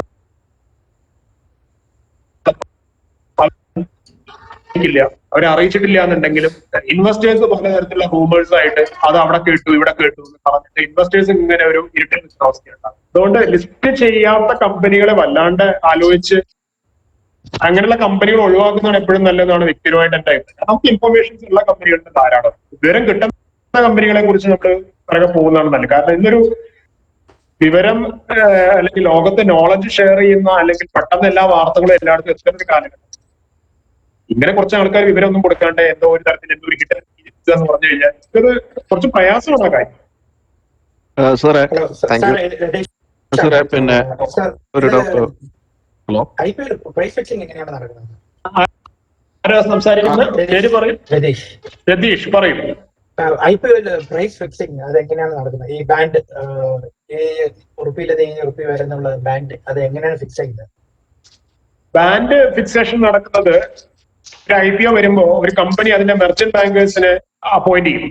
ഈ IPO നടത്തിപ്പിന് വേണ്ടിയിട്ട് മെർച്ചന്റ് ബാങ്കേഴ്സിനെ അപ്പോയിന്റ് ചെയ്യുന്നുണ്ട്. മെർച്ചന്റ് ബാങ്കേഴ്സ് എന്ത് ചെയ്തു കഴിഞ്ഞാൽ ഈ IPO സബ്സ്ക്രൈബ് ചെയ്യാൻ താല്പര്യമുള്ള ഇൻസ്റ്റിറ്റ്യൂഷൻസ് അതിന്റെ പ്രമുഖ നിക്ഷേപകരുമായിട്ട് ഒരു കൺസൾട്ടേഷൻ നടത്തും. ആ കൺസൾട്ടേഷൻ നടത്തിയിട്ട് ഈ കൺസൾട്ട് ചെയ്യുമ്പോൾ ഈ പാർട്ടീസ് ഒക്കെ ഏത് പ്രൈസിന് കൂടുതൽ വാങ്ങാനും അവരുടെ താല്പര്യം അവർ അറിയിക്കും. അപ്പോ മൊത്തത്തിൽ കമ്പനിയുടെ വാല്യുവേഷൻ എടുത്തിട്ട് നോക്കുന്ന സമയത്ത് ഈ പറയുന്ന ഒരു നോക്കുകയാണെങ്കിൽ കമ്പനി അങ്ങനെ ഒരു ബാൻഡ് ഫിക്സ് ചെയ്തിട്ട് കമ്പനികൾ മുന്നോട്ട് കൊണ്ടുപോകും എന്നുള്ളതാണ് അതിന്റെ രീതി. സാർ എന്റെ പേര് സനൽ എന്നാണ്. പറയൂ സാർ, ഇതിൽ പ്രൈസ് ബാൻഡ് ഇപ്പൊ ഒരു പ്രൈസ് ബാൻഡ് ഫിക്സ് ചെയ്ത് അത് ഒരു ഫെയർ ആണോ അല്ലയോ എന്നുള്ളത് എങ്ങനെ ഒരു സാധാരണക്കാരൻ അയാൾ മനസ്സിലാക്കും? ഈ പുറത്തുനിന്നുള്ള റിസർച്ച് ആസ്പെക്ട് സാർ പറഞ്ഞു, അതൊരു പോയിന്റ്. അല്ലാതെ വേറെ എന്തെങ്കിലും കുറച്ചുകൂടെ റിലയബിൾ ആയിട്ടുള്ള ഒരു ഇതുണ്ടോ? ചില പ്രൈസ് ബാൻഡുകളിൽ വന്നത് പിന്നീട് ലിസ്റ്റ് ചെയ്തിട്ട് പിന്നീട് നല്ലൊരു ഡിസ്കൗണ്ടഡ് പ്രൈസിന് കിട്ടുന്നത് കാണാം. ചിലത് വല്ലാതെ ബൂസ്റ്റ് ചെയ്ത് കയറി പോകുന്നത് കാണാം. അപ്പോ അത് ഒരു ഫെയർ ആണെന്ന് എങ്ങനെ ഒരു സാധാരണക്കാരനായ ഒരു ഇൻവെസ്റ്ററിന് എങ്ങനെ മനസ്സിലാക്കാൻ പറ്റുക? Price band fair? ഒരു കാര്യം നോക്കുക, ഒന്ന് കമ്പനിയുടെ ആസ്തി ബാധ്യതകളെ കുറിച്ച് നോക്കാം, നമുക്ക് അതിന്റെ ഫിനാൻഷ്യൽ സൈഡ് നോക്കാം, പിന്നെ അവരുടെ ക്യാഷ് ഫ്ലോ സ്റ്റേറ്റ്മെന്റ് ഒന്ന് നോക്കാം. അവർക്ക് പൈസ എങ്ങനെ വരുന്നുണ്ട്, അവര് പൈസ ഓക്കെ ആണോ, പൈസ മാനേജ് ചെയ്യുന്ന രീതി ശരിയാണോ. അവർ ആസ്തി ബാധ്യതകൾ നോക്കുമ്പോൾ തന്നെ നമുക്ക് അറിയാൻ പറ്റും വെതർ അവർക്ക് എത്ര ആസ്തി ഉണ്ട്, എത്ര ബാധ്യതയുണ്ട്. ഇപ്പൊ അവരുടെ ടോട്ടൽ ഷെയർ ക്യാപിറ്റൽ സ്ട്രക്ചറിൽ നോക്കിയാൽ എത്ര ഷെയർസ് ആണ് കമ്പനി ഇഷ്യൂ ചെയ്തിട്ടുള്ളത്, അതിന് ഡിവൈഡ് ചെയ്ത് നോക്കിക്കഴിഞ്ഞാൽ ഒരു ഷെയറിന്റെ ബുക്ക് വാല്യൂ ഇപ്പൊ എത്രയുണ്ട് എന്നുള്ളതൊക്കെ നമുക്ക് മനസ്സിലാക്കാൻ പറ്റും. പുസ്തക മൂല്യം എത്രയുണ്ട്, കമ്പനിയുടെ റിസർവ് എത്ര ഇരിപ്പുണ്ട്, കമ്പനിയുടെ കയ്യിൽ എത്ര കാശ് ഇരിക്കുന്നുണ്ട്, ഇതിനൊക്കെയുള്ള കണക്കുകൾ എടുത്ത് നോക്കിക്കഴിഞ്ഞാൽ നമുക്ക് ഏതാണ്ട് ഒരു വ്യൂ കിട്ടും whether it is highly over priced or whether it is highly under priced എന്നൊക്കെ പറയുന്ന ഒരു കാര്യം ചിലപ്പോൾ നമുക്ക് മനസ്സിലാക്കാൻ പറ്റുന്ന കാര്യമാണ്. നമ്മൾ ഏത് സമയത്തും ചില കമ്പനികളെ വാല്യൂഷൻ നോക്കുന്ന സമയത്ത് 4000 കോടി 5000 കോടി രൂപ മാർക്കറ്റ് ക്യാപിറ്റലൈസേഷൻ ഉള്ള കമ്പനി ചിലപ്പോൾ അതിന്റെ ബുക്കിൽ വാല്യൂ തന്നെ ഉണ്ടാവും 3000-4000 കോടി. ആ പുസ്തക മൂല്യം തന്നെ ഉണ്ട്. ആ കമ്പനി ഇപ്പൊ വിറ്റ് കഴിഞ്ഞാൽ പോലും 4000 കോടി രൂപ അതിന്റെ ആസ്തികൾ എടുത്ത് വിറ്റ് കഴിഞ്ഞാൽ പോലും അതിന്റെ ക്യാഷ് കമ്പനിയുടെ ബുക്സിലുള്ള ക്യാഷ് എടുത്ത് പോലും നമുക്ക് അത്രയും കിട്ടുന്നതാണ്. അപ്പൊ നമ്മുടെ ഇൻവെസ്റ്റ്മെന്റ് അത്രയും സേഫ് ആവാണ്. 4000 കോടി അവിടെ സേഫ് ആയി, ബാക്കി മാർജിനൽ സേഫ്റ്റി കൂടിക്കഴിഞ്ഞു. ഇനി നമ്മുടെ ഇൻവെസ്റ്റ്മെന്റ് എന്ന് പറഞ്ഞ ചെറിയൊരു എമൗണ്ടിന് മാത്രമുള്ള ഇൻവെസ്റ്റ്മെന്റിലൂടെയാണ് നമുക്ക് ആ കമ്പനിയെ ആക്സസ് ചെയ്യാൻ പറ്റുക എന്നുള്ളതാണ്. അത് ഒരു പോയിന്റ്, അതിന്റെ ഫിനാൻഷ്യൽ ആസ്പെക്ട് നോക്കാം. രണ്ടാമത്തെ പോയിന്റ് എന്ന് പറഞ്ഞാൽ സിമിലർ അതേ ഇൻഡസ്ട്രിയിൽ പ്രവർത്തിക്കുന്ന സിമിലർ കമ്പനികൾ ഇപ്പൊ ഏത് റേഞ്ചിലാണ് ട്രേഡ് ചെയ്തുകൊണ്ടിരിക്കുന്നത്. ഫോർ എക്സാമ്പിൾ IT കമ്പനികളാണെങ്കിൽ IT ഒരു പുതിയ കമ്പനി വരികയാണെങ്കിൽ IT ഇവര് മിഡ് ടയർ കമ്പനിയാണോ ഒരു ലോ ടയർ കമ്പനിയാണോ ഒരു അപ്പർ സൈഡ് വരുന്നത് ഈ TCS ഇൻഫോസിസ് കാറ്റഗറി വരുന്ന ഒരു കമ്പനിയാണോ എന്നൊക്കെ നോക്കുക. എന്നിട്ട് അത്തരം കമ്പനികളുടെ ഒരു പ്രൈസ് റേഞ്ച് ഏത് റേഞ്ചിലാണ്, അപ്പൊ ആ റേഞ്ച് ഒക്കെ വെച്ചിട്ട് നമ്മൾ ഈ കമ്പനി വാല്യൂറ്റ് ചെയ്യുന്ന സമയത്ത് നമുക്കൊരു ധാരണ കിട്ടും ഇവര് വളരെ ചുമ്മാ അടിച്ചുവിട്ട് പറഞ്ഞുകൊണ്ടിരിക്കുകയാണോ, മറിച്ച് നമ്മൾ പറ്റിക്കപ്പെടാൻ സാധ്യത കൂടുതലാണോ എന്നുള്ള നമുക്കൊരു ഐഡിയ കിട്ടും. അതൊക്കെ വെച്ചിട്ട് നമുക്കൊരു വാല്യൂഷൻ എടുക്കുന്നതാണ് അതിന്റെ നല്ലത്. സാർ ഒരു ക്വസ്റ്റ്യൻ ചോദിച്ചോട്ടെ? പിന്നെ നമ്മൾ ഈ പറഞ്ഞല്ലോ റിസർച്ച് അനാലിസിസിന്റെ കാര്യം പറഞ്ഞല്ലോ. ഇപ്പൊ നമ്മൾ പെയ്ഡ് റിസർച്ച് ഏജൻസീസ് ഉണ്ട്, അവർ നമുക്ക് റെക്കമെൻഡേഷൻസ് തരും. ഫോർ എക്സാമ്പിൾ ഇപ്പൊ ഞാൻ പറയാണ്, ഞാനിപ്പോ 2 ലക്ഷം രൂപയാണ് ഇൻവെസ്റ്റ് ചെയ്യാൻ പോകുന്നുണ്ടെങ്കിൽ 2 ലക്ഷം രൂപയ്ക്ക് അവർ കുറെ കമ്പനികളുടെ പെർസെന്റേജ് വെച്ചിട്ട് ഒരു ഡീറ്റെയിൽസ് ചെയ്യും. നമുക്ക് എത്രത്തോളം അതിന് ട്രസ്റ്റ് ചെയ്യാം എന്നുള്ളതാണ് ഞാൻ ചോദിക്കുന്നത്. അതിന് ഈ പറയുന്ന പെയ്ഡ് റിസർച്ച് ഇൻവെസ്റ്റ്മെന്റ് അഡ്വൈസേഴ്സ് തന്നെയാണല്ലോ ഇവരല്ലേ, സെബി രജിസ്റ്റേർഡ് ഇൻവെസ്റ്റ്മെന്റ് അഡ്വൈസേഴ്സ് അല്ലേ? ഞാനീ പറഞ്ഞവരൊക്കെ സെബി രജിസ്റ്റേർഡ് അപ്രൂവ്ഡ് ഏജൻസീസ് ആണ്. ഓക്കെ, അതിനകത്ത് എന്താന്ന് വെച്ച് കഴിഞ്ഞാൽ ഇപ്പൊ ഒരു വ്യക്തി ഒരു സംഗതിയെ കാണുന്നത് അദ്ദേഹത്തിന്റെ ഒരു ഒപ്പീനിയൻ ആണ്. ഈ ഇൻവെസ്റ്റ്മെന്റ് അഡ്വൈസുകളാണ്. പക്ഷേ ഇത് കറക്റ്റ്ലി ഇത് തന്നെ നടക്കുക നമുക്ക് ഒരിക്കലും പറയാൻ പറ്റില്ല. എന്ന് പറഞ്ഞാൽ ഇപ്പൊ നാളെ മാർക്കറ്റിൽ പെർഫോം ചെയ്യാൻ പോകുന്ന ഒരു കമ്പനികൾ ഇതാണ് എന്ന് എനിക്ക് എന്റേതായ ഒരു അഭിപ്രായം ഉണ്ടായിരിക്കും, സാറിന്റേതായ ഒരു അഭിപ്രായം ഉണ്ടായിരിക്കും, ഈ പറയുന്ന അഡ്വൈസർക്ക് ഒരു അഡ്വൈസറുടേതായ അഭിപ്രായം ഉണ്ടായിരിക്കും. അദ്ദേഹത്തിന്റെ അഭിപ്രായം ഒരു പേയ്മെന്റ് സ്വീകരിച്ച് അദ്ദേഹത്തിന് കൃത്യമായിട്ട് ഒരു സെബിയുടെ അംഗീകാരത്തോടു കൂടി അവരെത്തിക്കുന്നുണ്ട്. ഒപ്പീനിയൻ അവർ ഷെയർ ചെയ്യുന്നു, അഡ്വൈസ് ഷെയർ ചെയ്യുന്നു, നമ്മൾ അത് പേയ്മെന്റ് കൊടുത്ത് വാങ്ങുന്നു. മാർക്കറ്റിൽ ഒരു പക്ഷേ ആ അഡ്വൈസ് വർക്കൗട്ട് ആകാം, വർക്കൗട്ട് ആകാതിരിക്കാം, പറയാൻ പറ്റില്ല. പിന്നെ ചില ഇൻവെസ്റ്റ്മെന്റ് അഡ്വൈസേഴ്സിന്റെ ഒപ്പീനിയൻസ് കറക്റ്റ് ആയിട്ട് മാർക്കറ്റിൽ വർക്കൗട്ട് ആവാറുണ്ട്. ഇത് എല്ലായ്പ്പോഴും 100% കറക്റ്റ് എന്നല്ല ഞാൻ പറഞ്ഞത്. ചില ആളുകളുടേത് വളരെ കറക്റ്റ് ആയിട്ട് വരാറുണ്ട്. അപ്പൊ അങ്ങനെ വളരെ ട്രസ്റ്റഡ് ആയിട്ടുള്ള ഇൻവെസ്റ്റ്മെന്റ് അഡ്വൈസേഴ്സ് മാർക്കറ്റില് ഇൻവെസ്റ്റ്മെന്റ് അഡ്വൈസറി ഫീൽഡിൽ വർഷങ്ങളായിട്ട് നിൽക്കുന്ന ആൾക്കാരുണ്ട്. എന്നാൽ ചില ആൾക്കാർ വരുന്നതിനെക്കാട്ട് സ്പീഡിൽ ഇൻവെസ്റ്റ്മെന്റ് അഡ്വൈസറി രംഗത്ത് പുറത്തോട്ട് പോകുന്ന ആൾക്കാരുണ്ട്. ഇപ്പൊ ഈ ഇൻവെസ്റ്റ്മെന്റ് അഡ്വൈസേഴ്സിന്റെ കാറ്റഗറി മൊത്തം എടുത്ത് നോക്കിക്കഴിഞ്ഞാൽ സെബിയുടെ വെബ്സൈറ്റിൽ പോയി കഴിഞ്ഞാൽ ഒരുപാട് പേരുടെ ഡീറ്റെയിൽ ലിസ്റ്റ് ആണ് ഉണ്ടായിരിക്കുക. പക്ഷെ നിങ്ങൾ ഒന്ന് നോക്കിക്കഴിഞ്ഞാൽ ആക്റ്റീവ് ഇൻവെസ്റ്റ്മെന്റ് അഡ്വൈസറി രംഗത്തോട്ട് വളരെ കുറച്ച് പേരുണ്ടാവും. എന്തുകൊണ്ടാന്ന് വെച്ചാൽ അവരെ ക്ലയന്റ് ബേസ് ശ്രദ്ധിച്ചാൽ മതി, എത്രത്തോളം ക്ലയൻസ് അവരുടെ കൂടെ ഉണ്ട്. എന്താണ് ക്ലയന്റ് അവരെ സെലക്ട് ചെയ്യാൻ കാരണം? അവരെ ഇൻവെസ്റ്റ്മെന്റ് അഡ്വൈസ് പൊതുവെ അവർക്ക് യൂസ്ഫുൾ ആവാറുണ്ട്. അതുകൊണ്ടാണ് കൂടുതൽ ക്ലയൻസ് അവിടേക്ക് പോകുന്നത്. ഈ മറിച്ച് ഒരു ഇൻവെസ്റ്റ്മെന്റ് അഡ്വൈസ് കൊടുത്തിട്ട് ക്ലയന്റിന് യാതൊരു ബെനിഫിറ്റും കിട്ടുന്നുണ്ടെങ്കിൽ ഒരു ക്ലയന്റ് ഒരു ടൈമിൽ ആ അഡ്വൈസ് എടുക്കുള്ളൂ. 2ാം തവണ അത് വീണ്ടും പൈസ കൊടുത്ത് അവർ ഇൻവെസ്റ്റ്മെന്റ് അഡ്വൈസ് വാങ്ങാനായിട്ട് പോകില്ല. അപ്പോ ഇതൊക്കെ മാർക്കറ്റിന്റെ ഫ്യൂച്ചറിൽ ഇവർ പറയുന്നത് ശരിയായി വന്നാൽ ഇവരുടെ ബിസിനസ്സും നടക്കും, ഇല്ലെങ്കിൽ അതും പ്രയാസപ്പെടുന്നുള്ളതാണ് നമ്മൾ മനസ്സിലാക്കുന്നത്. എന്തായാലും അവർ തരുന്ന ഫിനാൻഷ്യൽ റിപ്പോർട്ട് അത് അവരെന്ത് ചെയ്യുന്നതെന്ന് വെച്ചാൽ എനിക്ക് ഞാൻ ആറിന്റെ ഒരെണ്ണം എടുത്തില്ല. അപ്പൊ എനിക്ക് വെച്ചാല് അവർ നമ്മൾ എടുത്ത കമ്പനികളും അവർ സജസ്റ്റ് ചെയ്യുന്ന കമ്പനിയുടെയും കംപ്ലീറ്റ് അനാലിസിസ് നമുക്ക് വിട്ടുതരും. ഒരിക്കലും അതൊരിക്കലും മാനിപ്പുലേറ്റഡ് ആവത്തില്ലല്ലോ. ഇല്ല അത് അവര് കൃത്യമായിട്ട് അവർ പറയും. അവരെന്ത് അടിസ്ഥാനത്തിലാണ് ഈ കമ്പനി ഇൻവെസ്റ്റബിൾ ആണെന്ന് അവർക്ക് തോന്നുന്നത് അവർ പറയും. അവർ റിസർച്ച് റിപ്പോർട്ടിൽ അവർ പറയും. നമുക്ക് കൺവിക്ഷൻ വേണം. അവർ പറയുന്നത് നമുക്കൂടെ ബോധ്യമാവണം. അവർ പറയുന്ന കാര്യം നമുക്ക് ബോധ്യമാവണമെന്നില്ല എന്നുണ്ടെങ്കിൽ പിന്നെ നമുക്ക് അതിനകത്ത് പറഞ്ഞിട്ട് കാര്യമില്ല. അവർ പറയുന്ന കൺവിക്ഷൻ നമുക്ക് ഓക്കെ ആവണം. അതാണ് നമ്മൾ ശ്രദ്ധിക്കേണ്ടത്. Thank you very much. Hello പറഞ്ഞോളൂ. ഞാൻ പ്രസാദ്. ഒരു IPO കിട്ടിയാൽ അത് നമുക്ക് എപ്പോ വെക്കാൻ പറ്റും സാർ വീണ്ടും മാർക്കറ്റില്? അതിന് വല്ല സമയപരിധി ഉണ്ടോ? ലിസ്റ്റിംഗ് വന്നിട്ട് വിൽക്കാം. Listing company stock market list ആയാൽ നമുക്ക് വിൽക്കാം കേട്ടോ. അതിന് സമയമൊന്നുമില്ല അല്ലേ സാർ? ലിസ്റ്റ് ആയി കഴിഞ്ഞാൽ നമുക്ക് എപ്പോ വേണമെങ്കിൽ വിൽക്കാം. Okay sir. Hello sir. പറഞ്ഞോളൂ. അതെ,